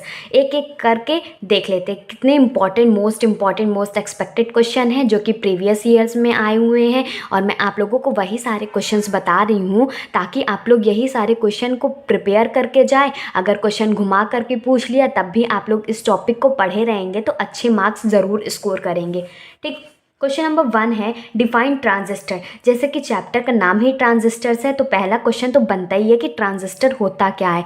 ये क्वेश्चन जो है शॉर्ट में पूछ लिया करता है, इसीलिए मैं कहती हूँ कॉपी पेन लेके ज़रूर बैठा करिए। मैं आप लोगों को जो क्वेश्चंस बताती हूँ उसके ऊपर इंपॉर्टेंट या तो लॉन्ग और शॉर्ट लिख लिया करिए। ठीक, तो मेरे साथ नोट भी करते चलेंगे ना, तभी आप लोगों के लिए यूज़फुल होगा। तो वीडियो को पॉज करके नोट भी करते चलिए। ठीक, तो ट्रांजिस्टर क्या होता है। नेक्स्ट क्वेश्चन है हमारा difference between NPN transistor and PNP transistor. ये जो है ट्रांजिस्टर जो NPN और PNP ट्रांजिस्टर है इसका डिफरेंस पूछ लिया करता है, कभी कभी अलग अलग भी पूछ लेता है कि PNP ट्रांजिस्टर क्या होता है और NPN ट्रांजिस्टर होता क्या है। ठीक, अच्छे से इसको प्रिपेयर करके ज़रूर जाइएगा, एक क्वेश्चन तो इससे बनता ही बनता है इस यूनिट से। क्वेश्चन नंबर 3 है 2018 में पूछा गया है, मैंने इसमें ईयर्स भी मेंशन कर दिया है। Which atom is doped in silicon to make P type semiconductor. कौन से एटम को डोप्ड किया जाता है सिलिकॉन में तो जब पी टाइप का सेमीकंडक्टर बनाता है। ये क्वेश्चन भी काफ़ी ज़्यादा इंपॉर्टेंट है तो ध्यान रखिएगा। ठीक, ये शॉर्ट में पूछ सकता है। ये वाला क्वेश्चन है क्वेश्चन नंबर 4 2012 में पूछा गया था। What are the advantages of RC coupled amplifier. ये क्वेश्चन है, एडवांटेज और डिसएडवांटेज दोनों आप लोग प्रिपेयर करके जाइएगा। कभी एडवांटेज पूछ लेता है, कभी डिसएडवांटेज पूछ लेता है शॉर्ट में। ठीक, क्वेश्चन नंबर 5 है हमारे पास, 2014 में पूछा गया था। What do you mean by alpha. Alpha का मतलब क्या होता है। ठीक, इसको पूछ लेता है शॉर्ट में कभी कभी। क्वेश्चन नंबर 6 2017 में पूछा गया था। What do you mean by negative feedback in amplifier. जो एम्पलीफायर में जो नेगेटिव फीडबैक होता है उससे आप क्या समझते हैं, बहुत ही अच्छे से पूछ लिया करता है, कभी कभी पूछता है, जनरली इतना इंपॉर्टेंट नहीं है। ठीक ठीक, इसको देख लीजिएगा, एक बार पढ़ लीजिएगा, ऊपर ऊपर से पढ़ लीजिएगा। एग्ज़ाम के टाइम अगर आ भी जाता है ये क्वेश्चन तो आप लोग अच्छे से कर लेंगे। क्वेश्चन नंबर 7 काफ़ी ज़्यादा इंपॉर्टेंट है तो इसको छोड़ना नहीं है। 2014 और 15 दोनों ईयर्स में आया है। क्या कह रहा है, differentiate between an amplifier and an oscillator. ये ज़रूर आ सकता है। ठीक, एम्पलीफायर और ऑक्सीलेटर का डिफरेंस पूछ सकता है, या सिर्फ एम्पलीफायर पूछ सकता है, या ऑक्सीलेटर पूछ सकता है। इसी क्वेश्चन को एक और तरीके से पूछा गया कि डिफरेंस बताओ। वही कह रहा है ना, डिफ्रेंशिएट बताओ या डिफरेंस बताओ ऑक्सीलेटर और एम्पलीफायर को। डिफरेंस की जगह पूछ ले डिफाइन करो ऑक्सीलेटर को, डिफाइन करो एम्पलीफायर को, इन दोनों का कंपैरिजन बताओ। इस तरीके से क्वेश्चन आ सकते हैं। तो आप वीडियो को स्किप बिल्कुल भी मत कीजिएगा, मैं आप लोगों को बताते चल रही हूँ तो आप लोग पॉज करके नोट डाउन करते भी चलिए। ठीक, अगर आप लोग काम को टालते रहेंगे तो क्या होगा कि आप लोग नहीं प्रिपेयर कर पाएंगे। इसीलिए मैं बता रही हूँ कि अभी तो यूनिट 7 और 8 है, पूरा कंप्लीट करा दिया मोस्ट इंपॉर्टेंट क्वेश्चन की सीरीज़। अब मैं आप लोगों के लिए इसके सॉल्यूशंस भी प्रोवाइड करने वाली हूँ और जो इम्पॉर्टेंट टॉपिक्स हैं उसके लिए भी मैं आप लोगों को वीडियो लाने वाली हूँ। तो इसीलिए मैं कहती हूँ कि मेरी बातों को ध्यान से सुना करिए, समझा करिए, तभी आप लोगों को पता चल सकेगा कि मैं आप लोगों को रियल कंटेंट, अच्छा कंटेंट प्रोवाइड कर रही हूँ। और जल्दी मैं आप लोगों के साथ एक लाइव सेशन लूँगी जिसमें आप लोगों की जितनी भी क्वेरी है सब कुछ सॉल्व करूँगी और मैं आप लोगों को बताऊँगी कि मैं आप लोगों को चैनल पे और भी क्या क्या चीज़ प्रोवाइड करने वाली हूँ। तो लाइव सेशन ज़रूर अटेंड कीजिएगा। ठीक, और मेरी हर एक रिकॉर्डेड क्लास जो होती है वो शाम को 6 बजे मंडे टू फ्राइडे आती है, और कभी कभी मोस्ट इंपॉर्टेंट ज़्यादा रहते हैं तो सैटरडे संडे को भी मैं क्लास प्रोवाइड कर देती हूँ। तो आप लोग शाम को 6 बजे एक्टिव ज़रूर रहा करिए। ठीक, अब आगे और भी क्वेश्चंस देख लेते हैं। क्वेश्चन नंबर 8 है explain working of NPN transistor. मैंने बताया था ना कि अलग अलग पूछ सकता है, तो इसकी वर्किंग पूछ लिया कि NPN ट्रांजिस्टर की वर्किंग बताइए। क्वेश्चन नंबर 9 है explain working of PNP transistor. देखिए इसकी भी वर्किंग पूछ लिया। तो ये जो क्वेश्चन है दोनों क्वेश्चन लॉन्ग में आ सकता है, 15 मार्क्स का आ सकता है, तो इसको ज़रूर अच्छे से पढ़ के जाइएगा। और देख लेते हैं आगे। क्वेश्चन नंबर 10 है 2015, 19, 18 और 17 इतने सारे ईयर्स में पूछा गया, मतलब इसके चांसेस ज़्यादा है आने की। तो क्या कह रहा है, what is DC load line. Load line तो आप लोगों को पढ़ना है, मैंने आप लोगों को बताया भी हुआ है कि जो इंपॉर्टेंट टॉपिक वाली वीडियो बता रही थी, इसीलिए मैं कह रही हूँ कि प्रीवियस वीडियो अच्छे से देख के आइए, तभी आप लोगों को समझ में आएगा कि मैं आप लोगों को क्या क्या प्रोवाइड कर रही हूँ। ठीक, तो मैं आप लोगों को वही सारे टॉपिक बता रही जिससे क्वेश्चंस पूछे गए हैं। DC लोड लाइन होता क्या है, how such a line can be draw and output characteristics बताना है, explain the importance of this line, इसका इंपॉर्टेंस पूछ लिया। इसी क्वेश्चन के एक और तरीके से पूछा गया है कि बताओ explain the principle and working of a transistor amplifier. जो प्रिंसिपल काम करता है, जो वर्किंग होती है एम्पलीफायर की, उसको बहुत अच्छे से बताना है। Derive following expression using this equivalent circuit. ठीक, ये दिया गया AV बीटा RAC और R इन डेल्टा लेस देन 180 डिग्री, मतलब इस तरह दे देगा, इसको पूरा अच्छे से डेराइव करना है क्वेश्चन को। अब हम लोग लास्ट जो यूनिट है हमारी इलेक्ट्रॉनिक इंस्ट्रूमेंटेशन की, इसके सारे मोस्ट इंपॉर्टेंट यूनिट मैंने बताए दिए हुए हैं, कौन कौन से चैप्टर्स में पढ़ने, मतलब कौन कौन से अच्छे अच्छे टॉपिक्स इसके अंदर हैं, तो मैंने आप लोगों को बता दिया है। अब मैं आप लोगों को मोस्ट इंपॉर्टेंट क्वेश्चन करा रही हूँ, आप लोग टॉपिक और इम्पॉर्टेंट क्वेश्चन देख लेंगे तो आपका काम इस यूनिट में अच्छे से हो जाएगा। ठीक, क्वेश्चन नंबर 11 2012 में पूछा गया था, define cathode ray, what is the application of cathode ray oscilloscope. मैंने बताया था ना कि CRO काफ़ी ज़्यादा इम्पॉर्टेंट है, तो ये क्वेश्चन आया हुआ है, लॉन्ग में आया हुआ है, तो कैथोड रो को आपको डिफाइन करना है, साथ ही साथ एप्लीकेशन बताना है कैथोड रे ऑस्किलोस्कोप का। ठीक, CRO जिसे हम कहते हैं, काफ़ी इंपॉर्टेंट लॉन्ग में आया हुआ क्वेश्चन है, तो इसको ज़रूर पढ़ के जाइएगा। क्वेश्चन नंबर 12 है 2018 में पूछा गया है, explain the working of CRO। मैंने बताया भी हुआ है कितना ज़्यादा इंपॉर्टेंट है टॉपिक ये वाला, तो इसकी वर्किंग पूछ सकता है, इसके एप्लीकेशंस पूछ सकता है, इसके यूजेस पूछ सकता है, तो किसी भी तरीके से क्वेश्चन बन सकता है। तो CRO टॉपिक को बहुत अच्छे से पढ़ के जाइएगा। कुछ और भी इंपॉर्टेंट क्वेश्चन है, देख लेते हैं। क्वेश्चन नंबर 13 है, what do you understand by digital storage oscilloscope by making it's block diagram, explain the sampling process in it. ये तीसरा क्वेश्चन है, ये भी CRO के ऊपर बेस्ड है, साथ ही साथ इसको पूरा अच्छे से डिफाइन करना है, ब्लॉक डायग्राम देना है, पूरा एक्सप्लेन करना है, तो इसको अच्छे से पढ़ के जाइएगा। क्वेश्चन नंबर 14 है, draw the control panel of CRO। देखिए कितना ज़्यादा इंपॉर्टेंट ये टॉपिक है, CRO से ही काफ़ी ज़्यादा इंपॉर्टेंट आ रहा है। ठीक, and explain the function of its main control. Next question देख लेते हैं। क्वेश्चन नंबर 15 है, explain digital multimeter and it's working principle. ये जो डिजिटल मल्टीमीटर है सिर्फ डिफाइन करने को भी आ सकता है और उसकी वर्किंग अलग से भी पूछ सकता है, तो मैंने इसमें दोनों को एक साथ बता दिया हुआ है ताकि आप लोग इसको पढ़ के जाइएगा, तो अलग पूछे तो अलग बता दीजिएगा, अगर साथ में पूछे तो साथ में बता दीजिएगा। क्वेश्चन नंबर 16 है हमारा, what is electrostatic focusing. Electrostatic focusing होता क्या है, इसको पूरा डिफाइन करने को आ सकता है। क्वेश्चन नंबर 17 है, right a short note on dual trace. ठीक, तो ये शॉर्ट नोट लिखना है डुअल ट्रेस ऑस्किलोस्कोप के ऊपर। क्वेश्चन नंबर 18 है, draw the block diagram of analog multimeter. जो ब्लॉक डायग्राम क्या होता है, एनालॉग मल्टीमीटर को, उसको पूरा अच्छे से डिफाइन करना है।